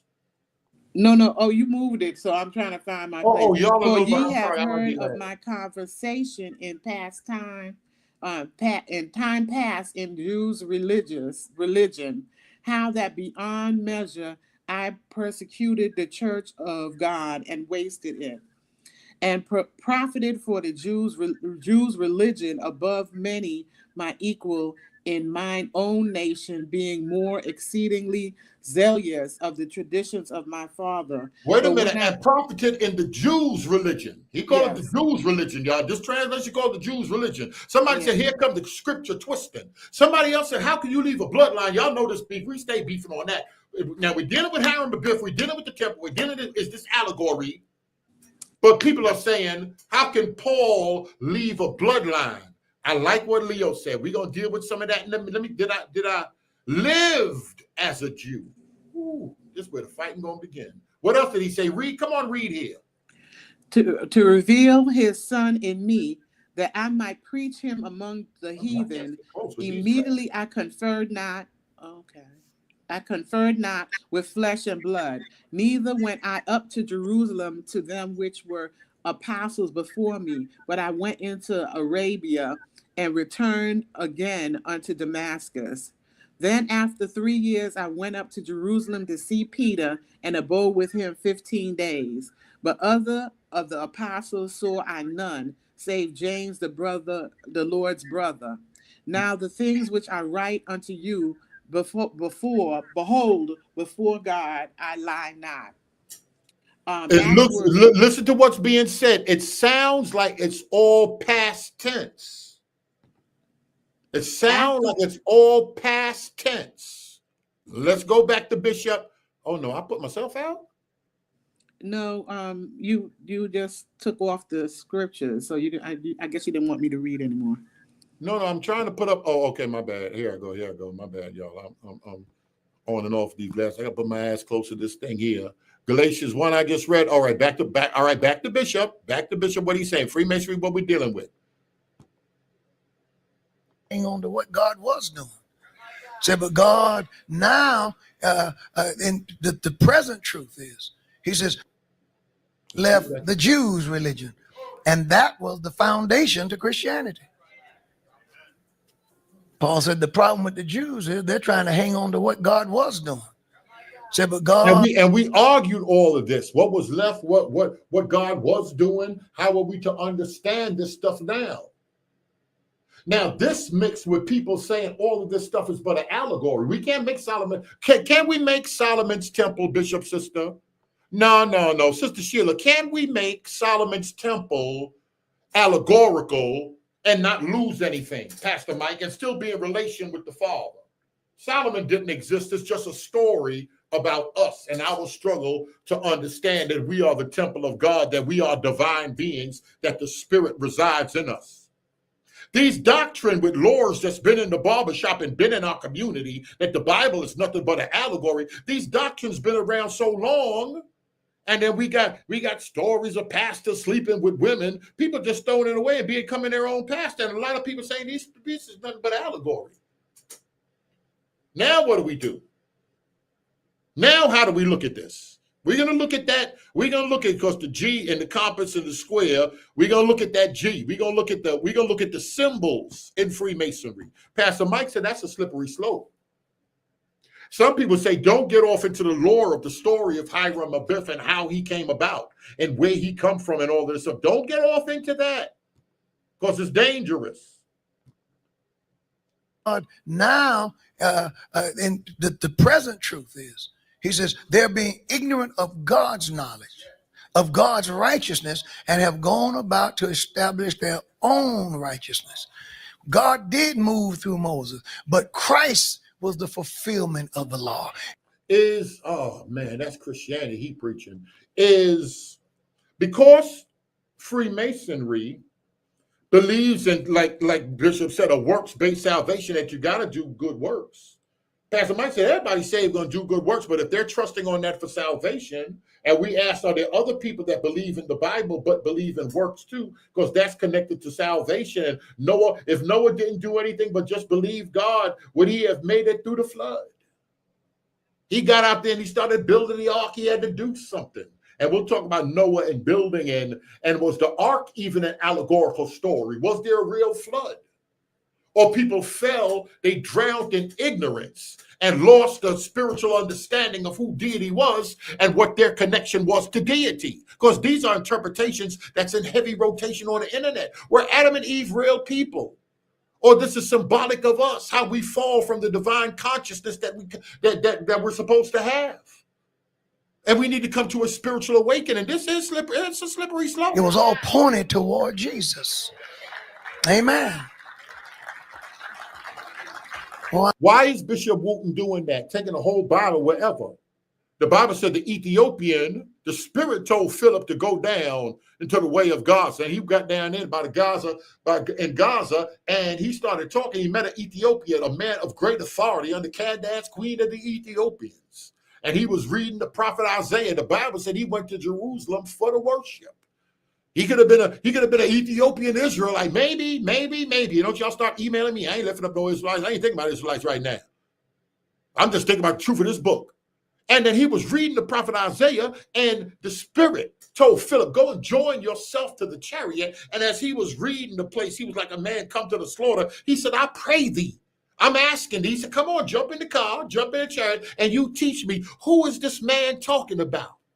One thing I love about the Ethiopian, he reading the scripture, even if you don't have an understanding, you keep reading the book. God gonna bring light to you. Keep reading the book, but the light that he had, go to Jerusalem, go down there and worship. Whatever light you got, walk in that, and God will bring you more light. Light ain't Freemason talk. That's more understanding about the Bible. Obey what you know. You're busy wanting to get off into all of this other stuff. Stop talking bad about your brother. Stop the fornicating. Stop this madness in God and walk in the light that you got. God will open up more light. Open up thou my eyes that I might behold wondrous things out of thy Lord. Don't come all at once. So he said, I pray thee. He said, who is this man talking about, him or somebody else? This is what folk do over here. When they start reading, the Bible said that when Philip opened up his mouth, he preached Christ from right then Isaiah. Wherever you at in that book, we preaching Christ. We ain't preaching, oh, this is an Israelite, and you got to know who you are. And no. We weren't preaching none of that. We don't see that in the book.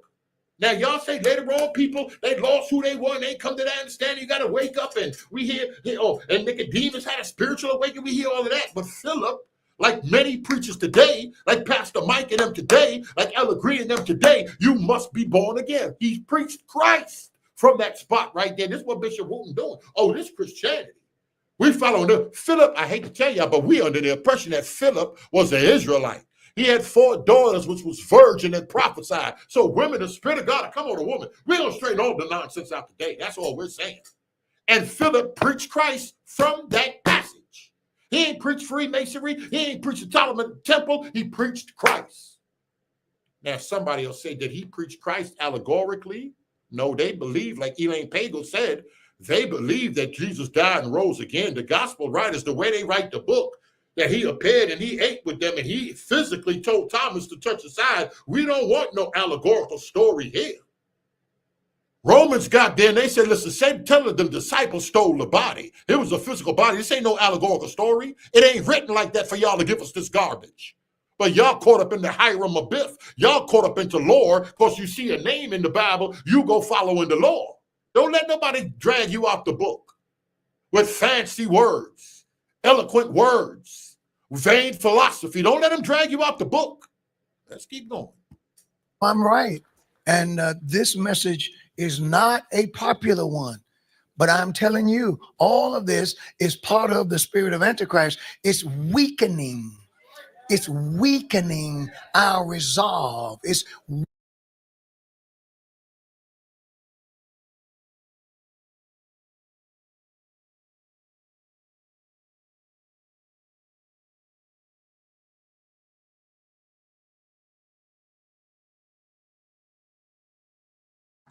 The video stopped.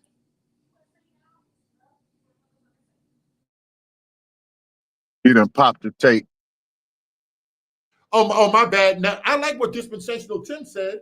Pastor Mike said, he said some of these teachings where people are coming out here teaching with these house churches, they're teaching any old doctrine. Is it weakening some things in the body of Christ? Is it important the way we look at the text? Is it allegorical? Should we look at it that way? What about Job? What about 2 Peter? How we understand the text. The Bible said Joseph knew her not until she brought forth her firstborn son. Let's keep going. weakening our love for the Lord. I can tell by the way you respond. I can tell by the way you respond. And I've had people to just turn on me for this. Turn on me all you want to. But when you stand before the Almighty, praise the Lord. See if you can turn on him. See, because you ain't got to stand before me. I want to stand before God like David was. You know what distinguished David? The Bible teaches that David was a man after God's own heart.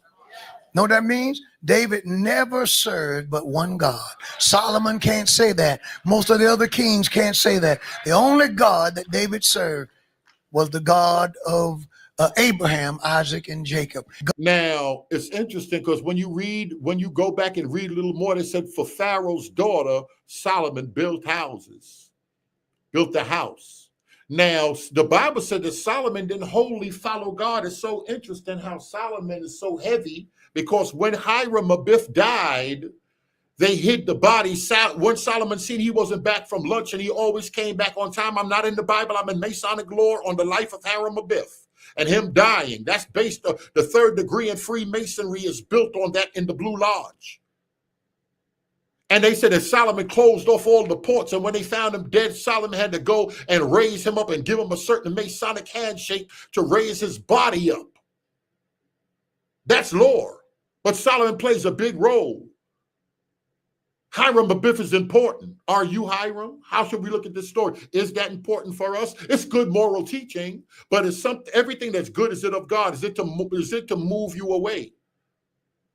Even if Freemasonry is to teach good men to be better men, is that a problem? Is there devil worship there?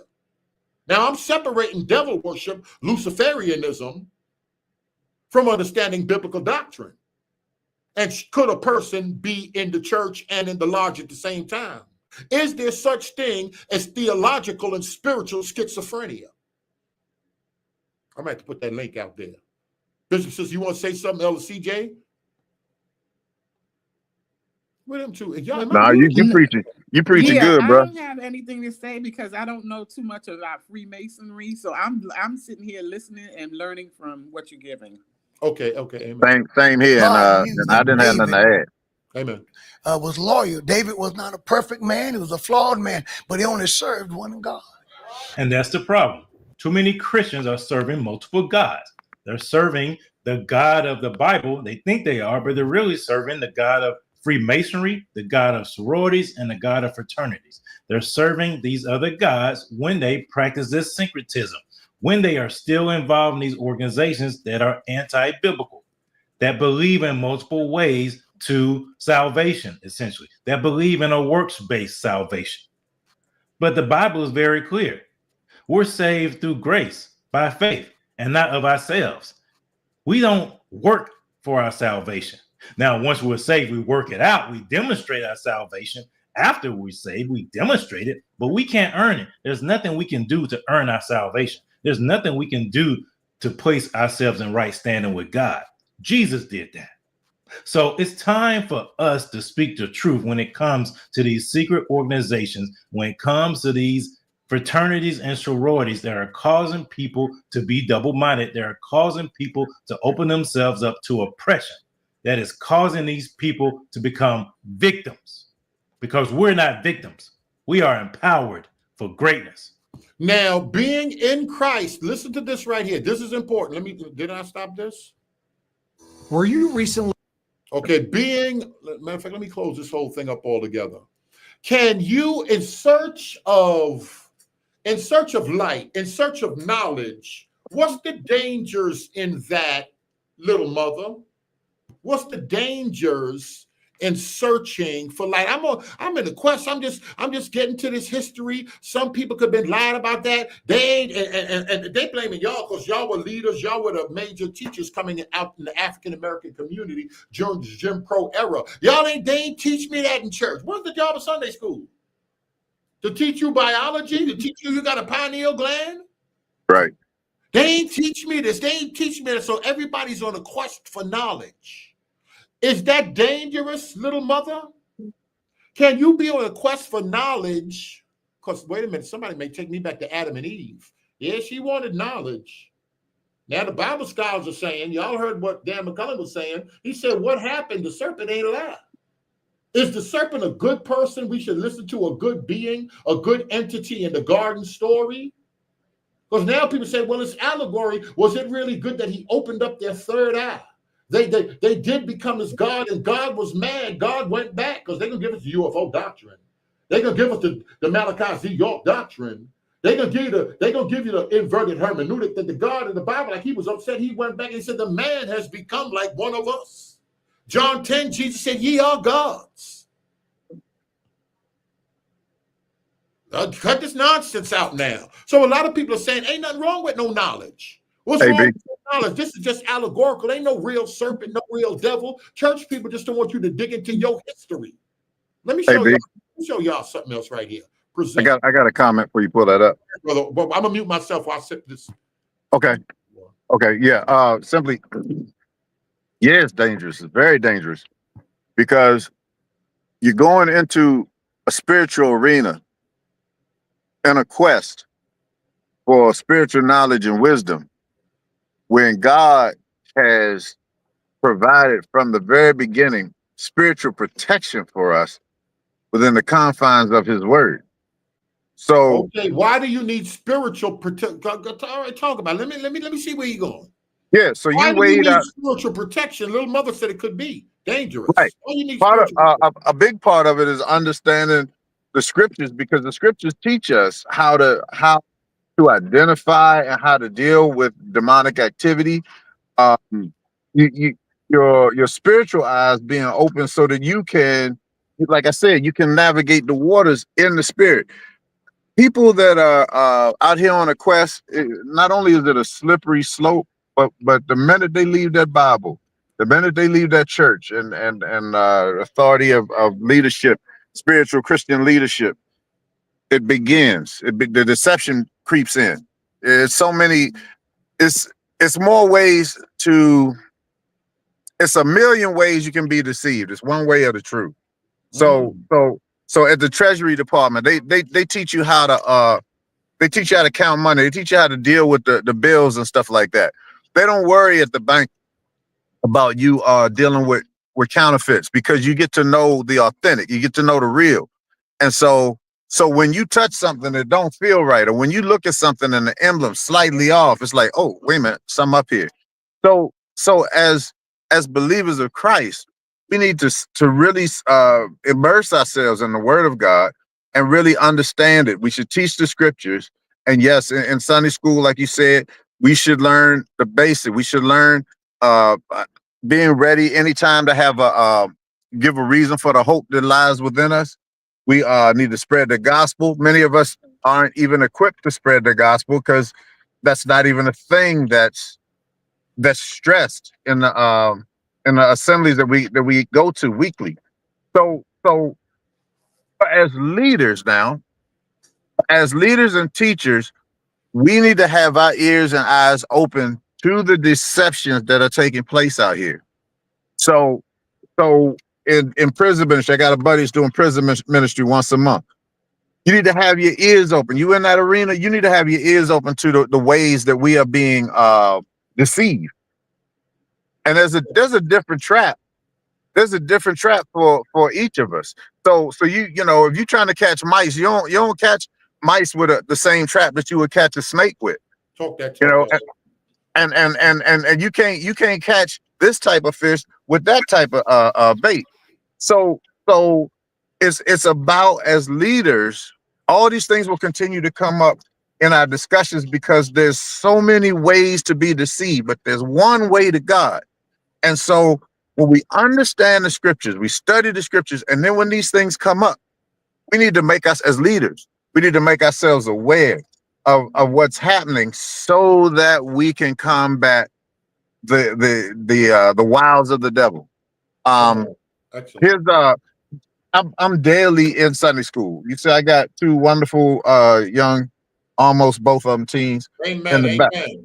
And so what I try to do is I try to keep one ear to what's happening in their world. And I don't mean in their world like them personally, in the world of their peers. What are the traps that have been set for them in the games that attract them, in the videos that attract them? Are there traps set there? And of course the answer is yes. But as a guardian, as a guide, as a leader, as a mentor, as a father, I need to know what's happening so that I can say, hey, let me show you something. You see how this guy right here, one of my children's things she likes to do, she likes to get into stories, and my son also. And these stories, and in the story, in the midst of the story, there was a teenage girl and she had gotten depressed. You remember that? And one of her friends was like, well, you know, so the things that they were saying to her had her sitting there going, dang, maybe the world would be better off without me. And I'm sitting there going, wow, that's a big old trap door. But if you ain't gonna see that. You know, that's how we as leaders acquaint ourselves with what's happening out here. The 5%ers, you know, we all the different things, all the different traps and tricks. The cats on the corner, you know, you got the purple and the fringes, and you got the Mormons coming knocking on doors. You got the Jehovah's Witness coming knocking on. That's the work of the apologist and the work of the evangelist and the work of the teacher and the pastor, to acquaint ourselves with what's going on, to guard, to shepherd the sheep, and to train them in the way that they can become multiplying disciples. That's really, we all should be multiplying disciples. Anything else, we just playing around. We just having good church. Anything else, we just come on. Yeah, we just having good. Listen, Terrence Jones, he said protecting the flock. That's right. Do me a favor, Bishop, since you got noise in the background? A little bit. Can you? No, but he's on the phone. Can you read Mr. Phil Fox? Yes. The problem with esoteric knowledge is it can pull from what it wants and doesn't necessarily have a firm foundation, and makes it slippery to pin down. But now the problem when they say they're dealing with esoteric doctrines is like dreams and visions.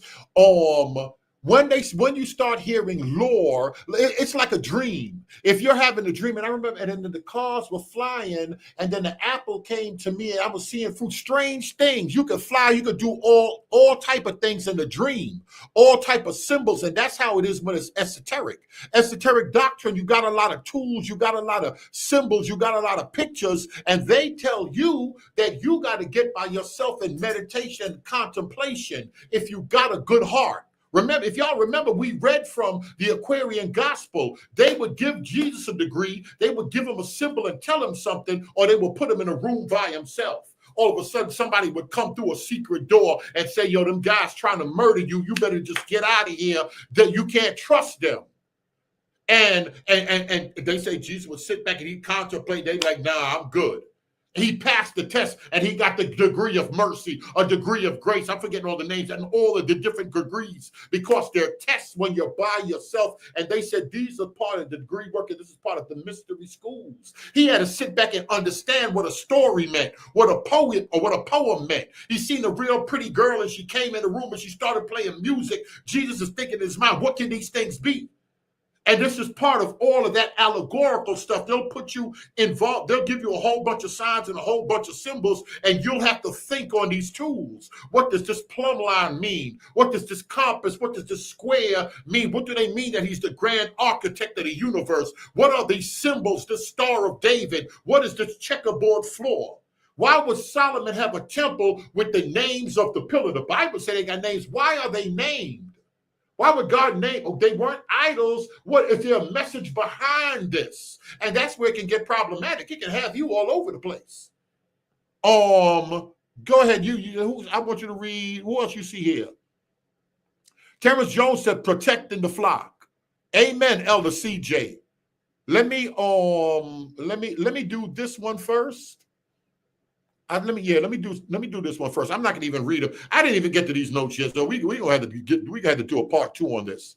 But this is dealing with the origins of the lodge. No, this is talking about the manuscripts. I'm not gonna do this one first. I'm gonna give you the origin, then I'll show you the Regus and the Regas and the Cook manuscripts and how they're older than the 1717. Let me show you some of this right here.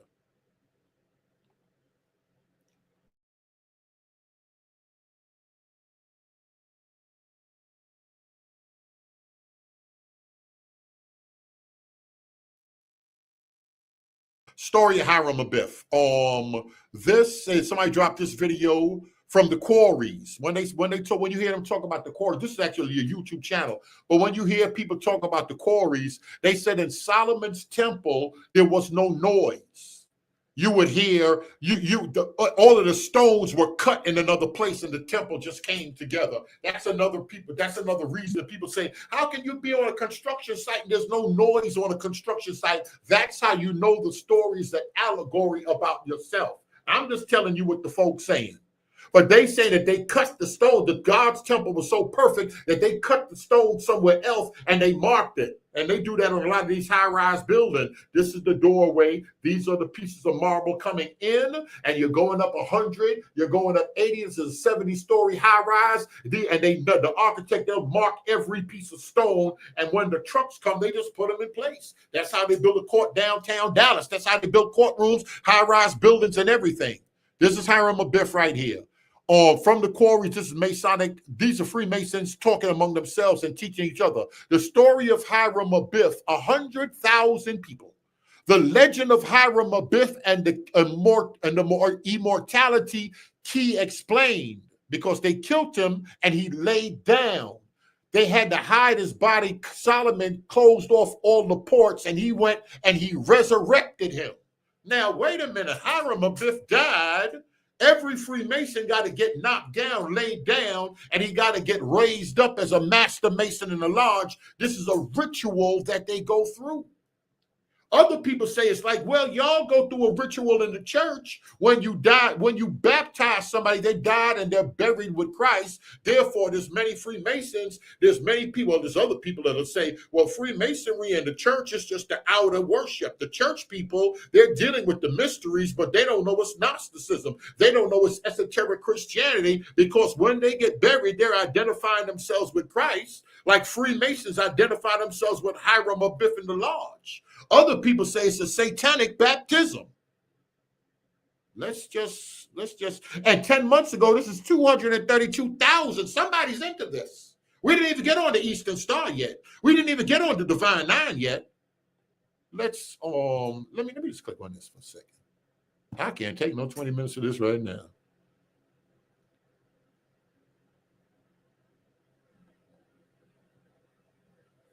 All right, y'all know we go. Let the list go by. Fair use.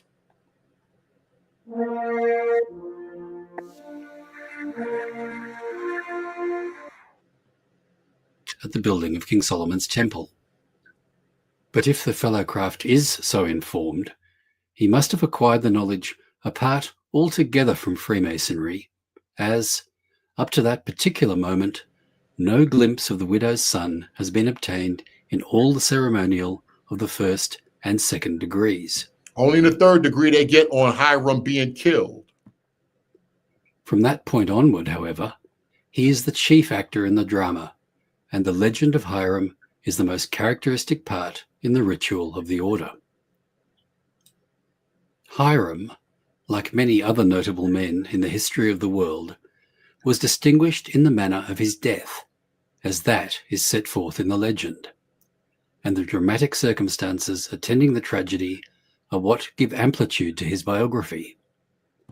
Beyond the time, place, and means of his murder, Freemasonry knows little about the man, nor, apart from Freemasonry, are many particulars to be gleaned.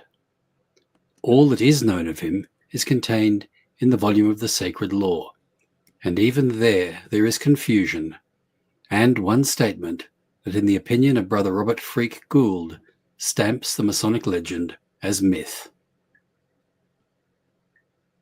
According to the author of the second book of Chronicles, chapter 2, Solomon sent messages to Hiram, king of Tyre, to acquaint that friendly sovereign with the fact that he contemplated erecting a temple, and inviting him to furnish men and materials for the prosecution of the work.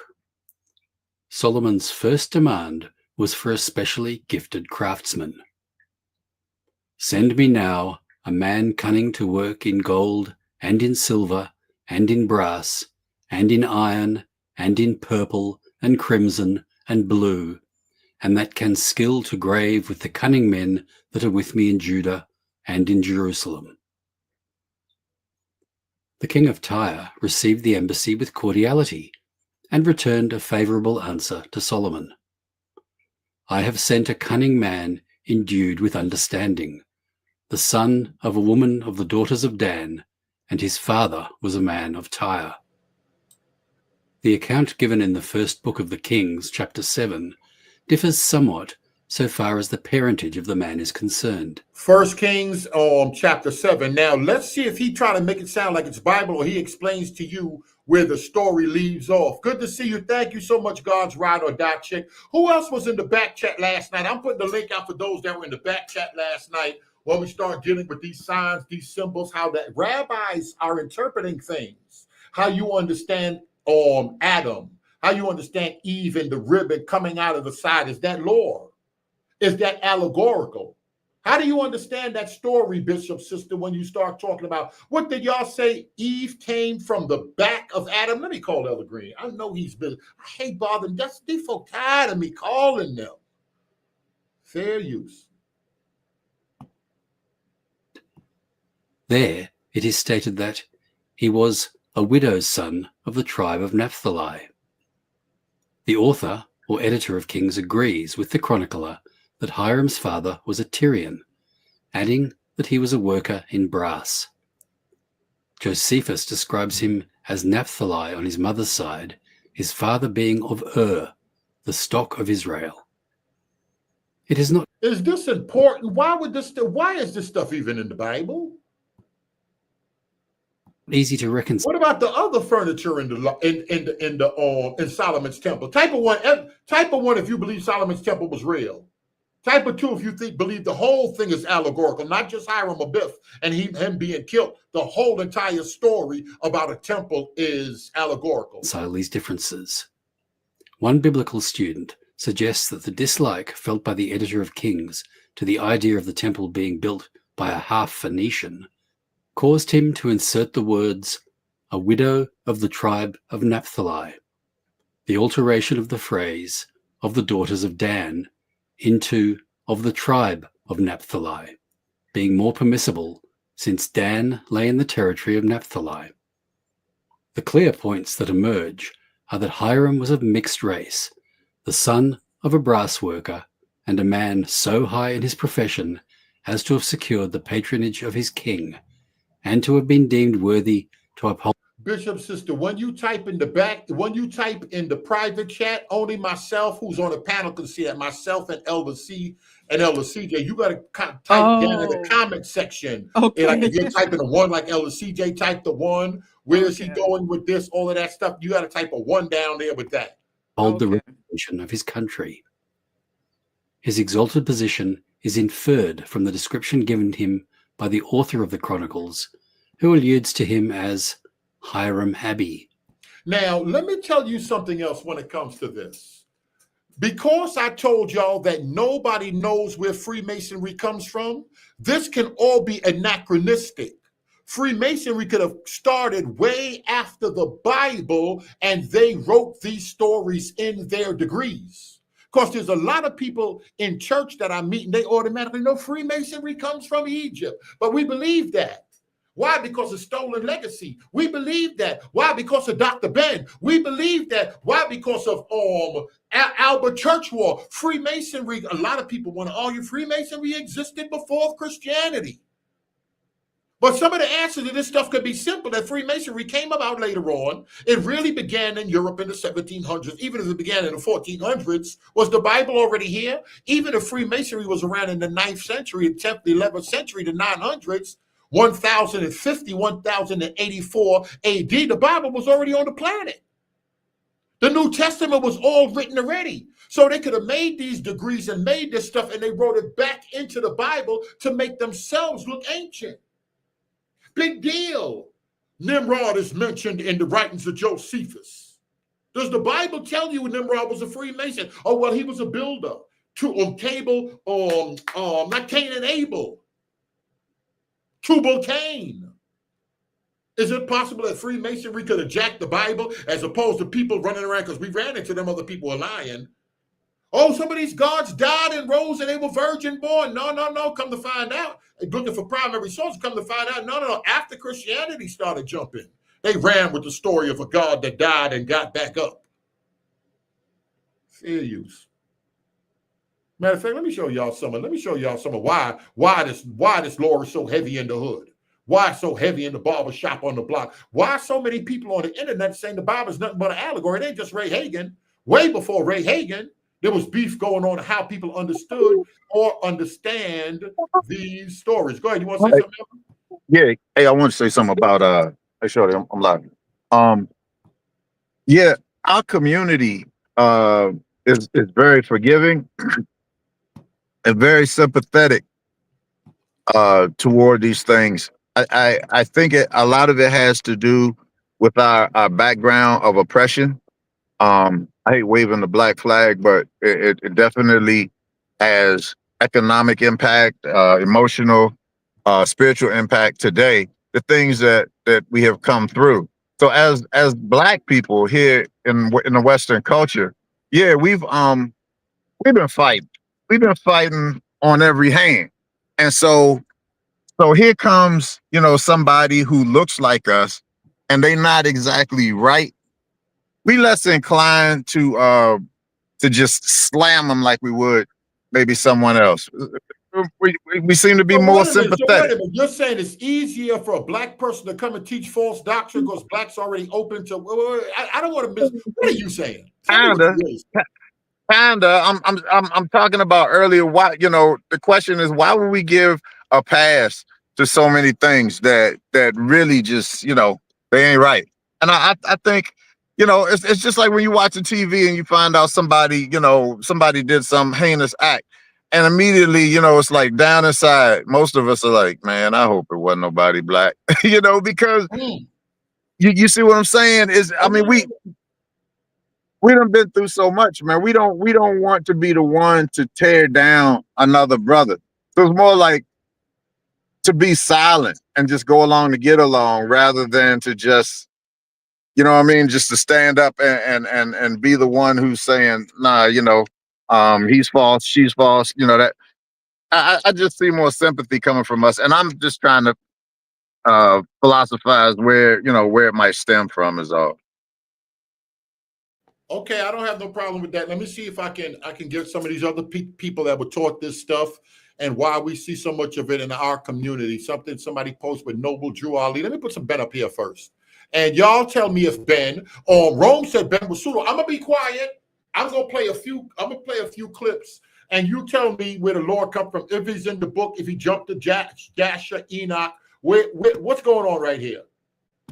Jewish history and biblical history in a way which may be conducive to his political view, but does violence to history. He refers to Judaism as originating in Africa, that all of Judaism comes from Africa.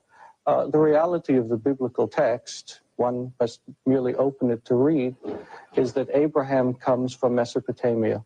He comes from the area which we today refer to as the Fertile Crescent. Indeed, what we refer today as Judaism, the religion of the Jewish people, reached its full maturity not in Egypt, but according to many scholars, after the first exile in 586 BCE, back into Mesopotamia. The need to rewrite history of other people in order to create a cultural superstructure for oneself does neither justice to the one whose history is being rewritten, nor the one who pursues the worthy goal of cultural structures. And therefore, to tie it up, we find most disturbing the factual mistakes that are replete in this transcript, but of more compelling concern, the ultimate dual loyalty, genocidal, militaristic implications of the state. Genocidal, you say? In the reference to the biblical genocide, So it appears in the transcript. That is the term that's used of the children of Israel as they entered the land. I would certainly not subscribe to such a term. The very fact that it does appear attributed to Dr. Ben in the text, we find to be absolutely, again, insulting and unacceptable. All right, Dr. Ben, what is your response?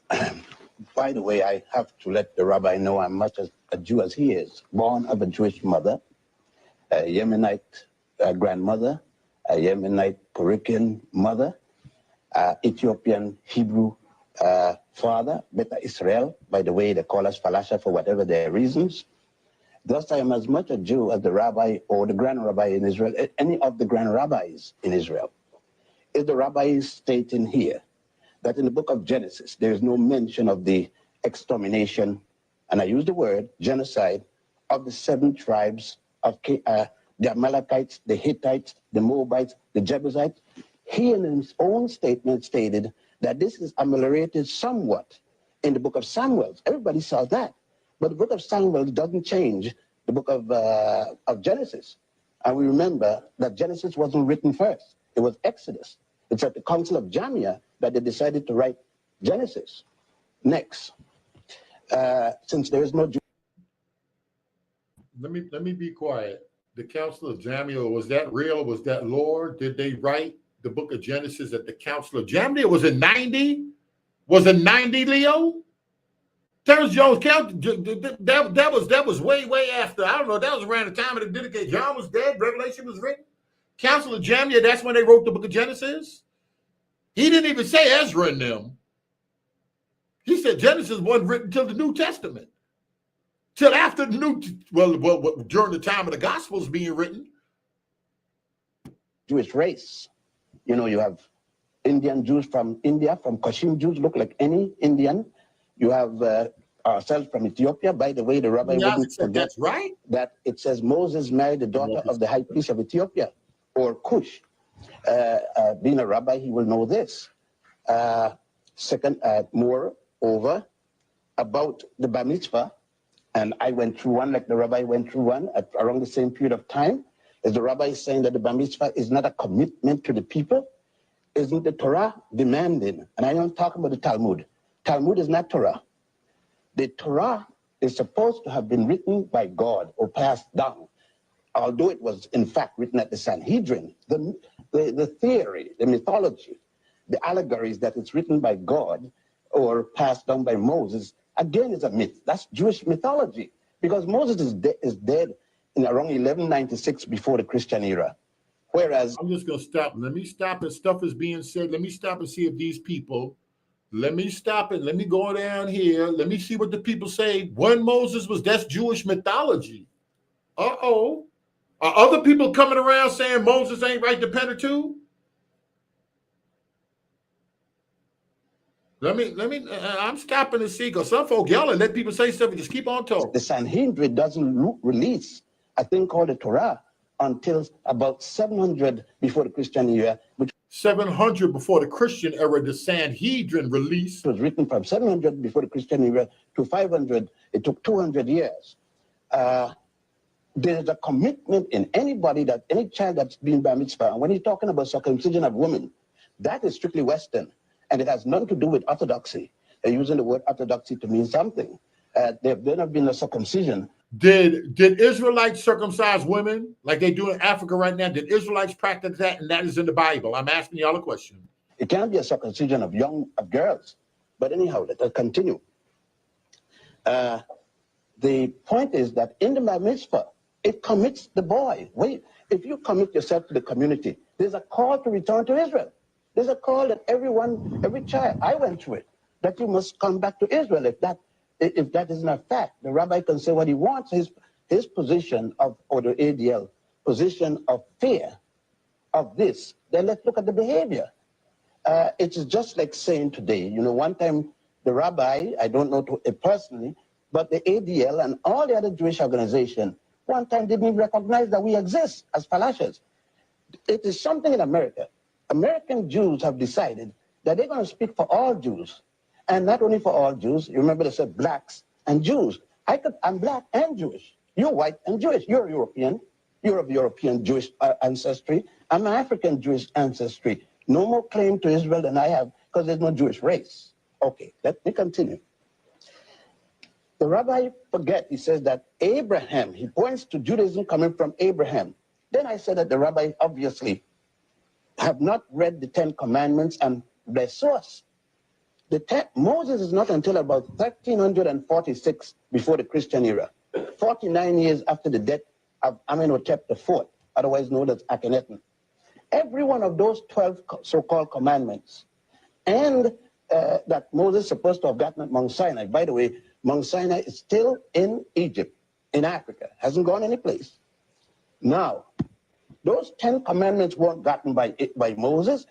Because I'm Jewish don't mean that I have to follow the mythology.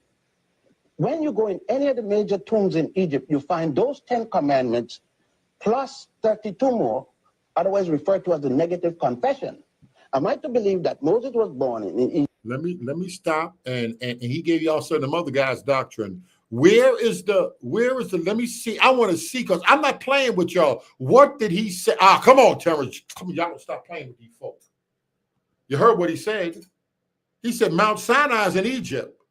Y'all think Teo them the first ones to talk about the Jerusalem ain't the real Jerusalem and all that? Y'all don't know. I tell y'all, every doctrine that's being discussed, stop playing with us over here. These doctrines been around. What year Dr. Ben talking to him? In 80 and 87? Y'all wasn't woke. Y'all wasn't on YouTube. Y'all ain't heard this doctrine till 10 years ago. This is ancient. Folk been talking lore. Why? And every single piece of lore is to teach a doctrine.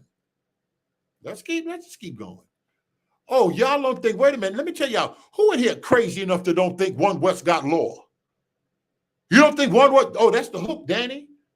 Everybody got lore. Get them a story. You heard what the LCJ just said. He said, yo, flip them with a story. It's easy to accept a story from people like us. I can't break nothing to say Airbnb. Fair use. In Mizraim, Egypt, about 1346 before the Christian era. Went to school there, become a priest. At age 85 or around there, decided that somebody mistreated his people.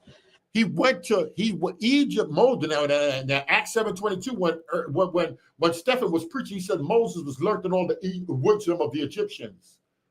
Now he's giving you the Aquarian gospel that John the Baptist mama and them went and got it. John the Baptist them was initiated over there. That Jesus was initiated over there. Now he's giving you stolen legacy that Moses and everybody was initiated into the mystery schools in Egypt. And they came back teaching the doctrine. This law is heavy in our community. Who it come from? Who it come from now? Well, stolen legacy, that was a black man. He wrote that in 1954. But Mary Lefkowitz will say, oh, they got that from European Freemasons. Maria been saying that's 10 years on this channel, 9.5 years on this channel. Woo, but Sinetta and them love this. Ooh, y'all love that Osiris story. Gerald Massey and them European. Ooh, y'all love that. What other preacher name wrote Who is the King of Glory? Alvin. Man, let me post some videos. I'm tired of playing with y'all. I need to get to these notes that I wrote and show you the slides that I got, and we can't even get past this because these folks just talking and y'all yummy diet for black people. This is black power.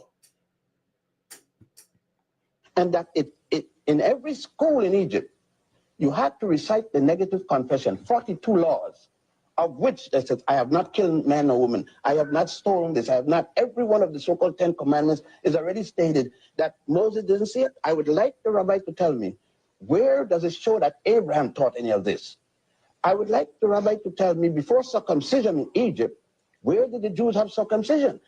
Before the circumcision in Egypt, did the Egyptian, do we see circumcision? Now, you see what he's asking? Do you see circumcision in Genesis? Or circumcision ain't come about until the Israelites came in contact with the Egyptians and they learned circumcision? You see why I tell you our timeline's important?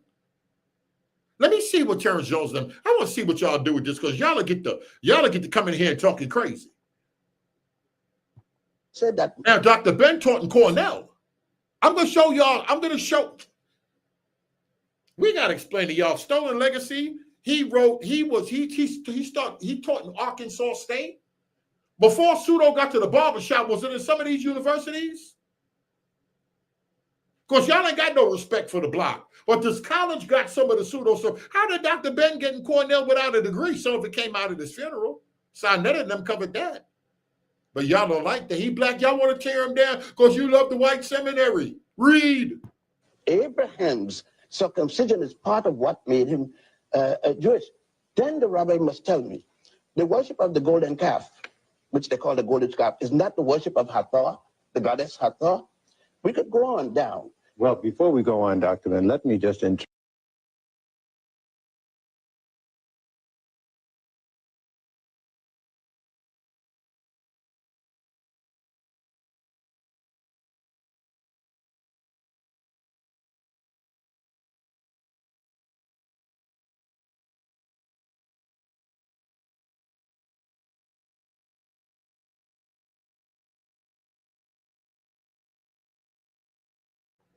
Oh, my goodness. Academics can be pseudo as well. I'm shutting this live down. in truth, we do need to take a commercial break. So just because it came from the scholars, just because it came from a university, how the university with all them doctors didn't find out Dr. Benny? That other girl said, I can't tell you who it was. She said, oh, I lied my resume. She said, oh, them other people do it all the time. I got it from, that's who I got it from, them other girls. They don't be checking that stuff half the time. I said, I would never get on there and lie. People know I struggle. Are you a convicted? People know I had a struggle with something. Man, get up. You better get up there and lie. How Dr. Ben got in Cornell University? Let me stop this right here and get to which one I said. Where I said I was going right now. Bishop said, would y'all like to? I think I was CJ gone. Let me see if they found my thing. All right, let me do it this way. Now, let me see. I don't feel like reading. Let me pull this up right here and read. Look at some of this. The Quarries. A few weeks ago, I had the pleasure of receiving an invitation to attend the regular Zoom meeting of the Victorian Lodge of Research and enjoyed a wonderful night of Masonic fellowship. They got a lodge of research. This is Freemasons. They have their own research centers. So we're going to get some stuff. Dr. Ben wasn't the commandment keepers. Yes. Well, it's people. Yeah. Back in the days. Yes. There's loose connection with them. Yes. And y'all know who the commandment keepers, y'all know what end up stemming from them and all of that, right? During that meeting, I had the pleasure of an introduction to Brother Brendan Kine, and it is one of his papers that we'll be presenting tonight. This short paper puts forward a highly speculative but extremely entertaining thesis that the origin of speculative Freemasonry in England can be traced back to the activities of John Dee. Now, John Dee is a particular fascination of mine. There's actually a copy of his seminal Monus Hieroglyphica available on the channel. Now, wait a minute. Now, a Masonic Lodge Research Center is saying the origins of Freemasonry could have been from John Dee. John Dee was with Pastor Kelly and them. That other guy named Kelly, he was with them guys, and he was the original 007, and they was scribing, looking in mirrors, and they were calling on angels, and angels was giving them the language of Adam and Eve. Now, Bishop's sister, we're going to talk about the Hebrew language and Eve coming from the side. I was hoping she'd be ready for it with that, but she might be a little busy. But when we start talking about John Dee, that's Enochian magic. Freemasonry comes from the occult tradition, but in Europe, is this European doctrine? And Dr. Ben and the rest of y'all taking it back to Africa. And we African, we kings and priests. We invented all of this. And European mystics did? It could be Freemasonry came after the Bible. Black community don't believe that. We believe it come from Egypt, and we kings and priests. So I enjoyed this one very much indeed. So I present to you The Origins of Freemasonry Revisited, a speculative journey by Brother Brendan Kine. I hope you enjoy it. As well as Dr. John. Good evening and welcome to tonight's presentation, From the Quarries, an archive of Masonic lore. Well,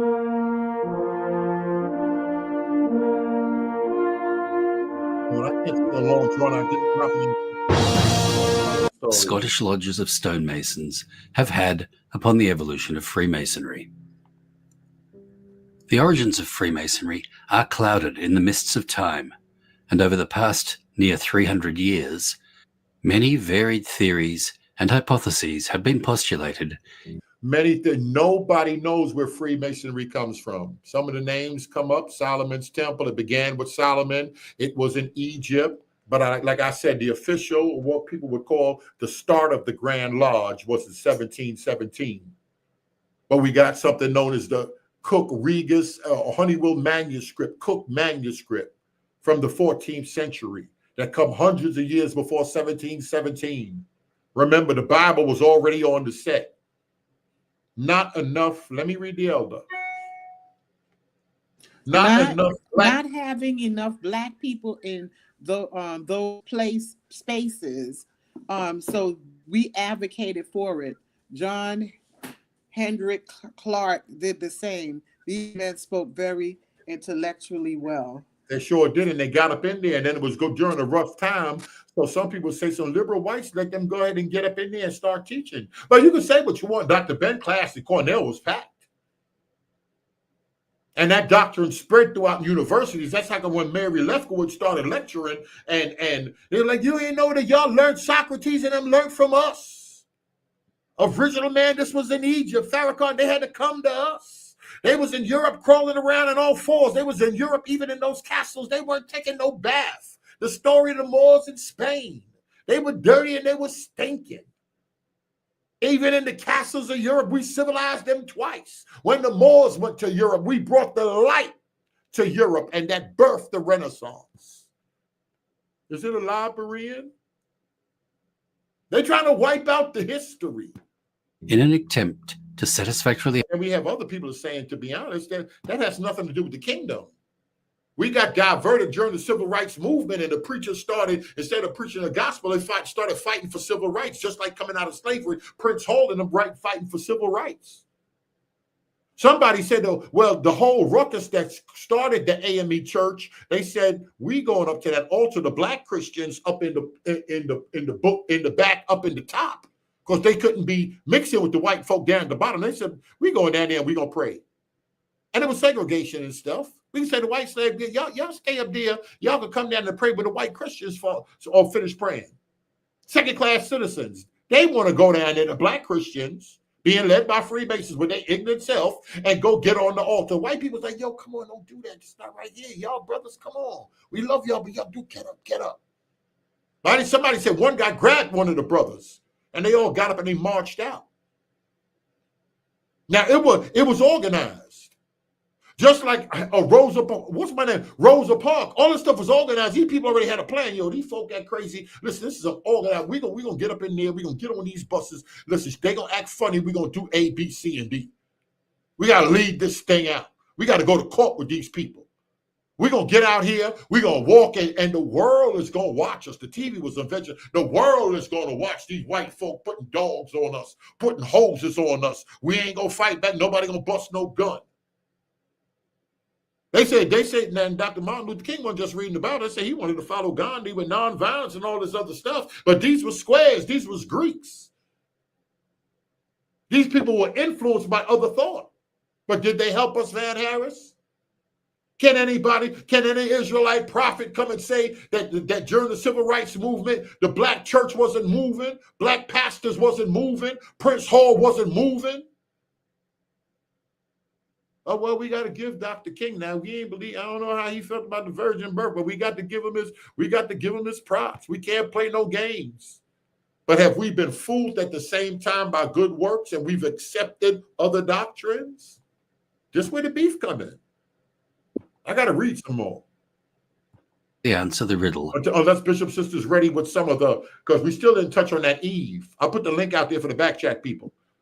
That was on with some of I missed some of it, but some of that deep discussion. As to the origin of Freemasonry. The view shared by Masons and non-Masons alike is that Freemasonry evolved out of the medieval stonemasons guild. Yet no specific documentary evidence exists to support the theory that Masonry sprang from such English craft guilds. Therefore, the speculative proposition of this brief paper is predicated upon the thesis that modern Freemasonry does not have direct medieval roots in the stonemasons' building trades. It was, however, a new organisation that appeared in England during the 1600s with no prior connections to the Mason trades. This point of view has been succinctly argued before, as for example in Brother Eric Ward's paper, The Birth of Freemasonry. Brother Ward's research led him to believe that in England, in the early 17th century, self-governing lodges began to emerge, which, from their inception, were independent of the building trades. He said self-governing lodges appeared. Anybody that know the history of Prince Hall know that he tried to get a charter. He tried to get the right to open up his own lodge. And eventually he was granted the right to open up a lodge. Why did he have to right away to Europe to have the right to open up a lodge if it began in Africa?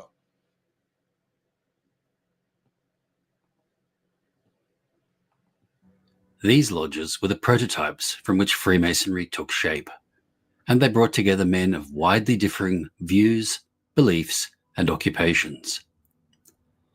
Additionally, Brother Ward could find no evidence of English operative Masons using secret modes of recognition, i.e. signs, tokens, and words, either as an occupational necessity or for any other purpose.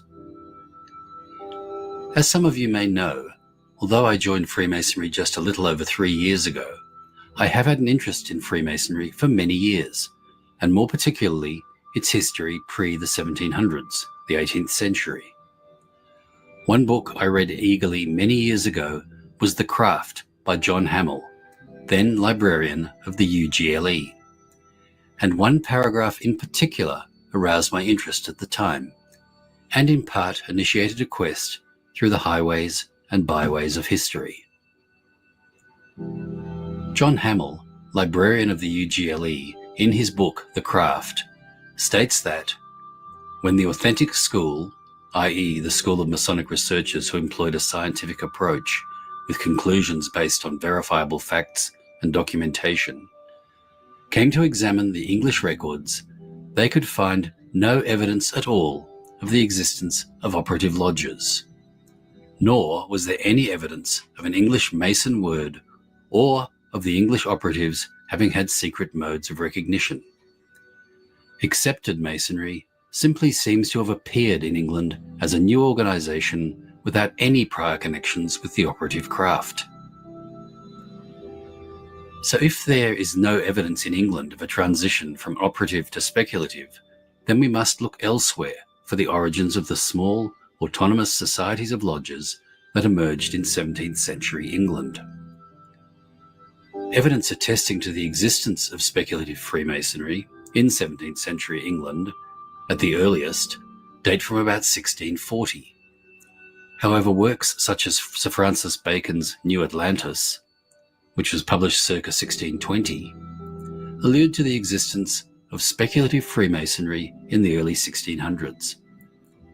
This suggests that the origins of this movement of Freemasons more likely Who was Francis Bacon? Pastor Mike mentioned Francis Bacon earlier on when we started the video. originate from the latter part of the 16th century. At this point, I would like to revisit a theory of the origins of Freemasonry previously elucidated by Frances Yates in her 1972 book, The Rosicrucian Enlightenment, and offer the speculative proposition that Dr. John Dee had a greater influence on the establishment of modern-day Freemasonry than has been previously acknowledged. I have to admit that at the time when I first read her suggestion, I dismissed the theory as being way off the mark. However, it is a possibility I've since returned to and I believe worthy of consideration. Dr. John Dee, who lived from 1527 until about 1608, was definitely of the Renaissance Hermetic tradition, a man who lived in a world that was half magical and half scientific. In the scientific world, Dee was a renowned mathematician. His preface to Euclid, in which he surveyed the mathematical sciences, was acclaimed for centuries to follow. He was also renowned as a navigator, cartographer, and natural scientist, and by 1560 was one of the most influential teachers and philosophers on scientific matters in Elizabethan England. Dee was a prime force behind England's expansion during the Elizabethan period, and was involved in numerous ventures aimed at colonizing America, a land that he referred to as Atlantis. He was also the one responsible for encouraging the Hermetic-inspired ideal of a royal library within which to accumulate and store knowledge. All right, that library, Atlantis, that might be a good place right there. I didn't get to this. I didn't get to reading all of this other stuff, but no matter what, we got 2.5 hours in.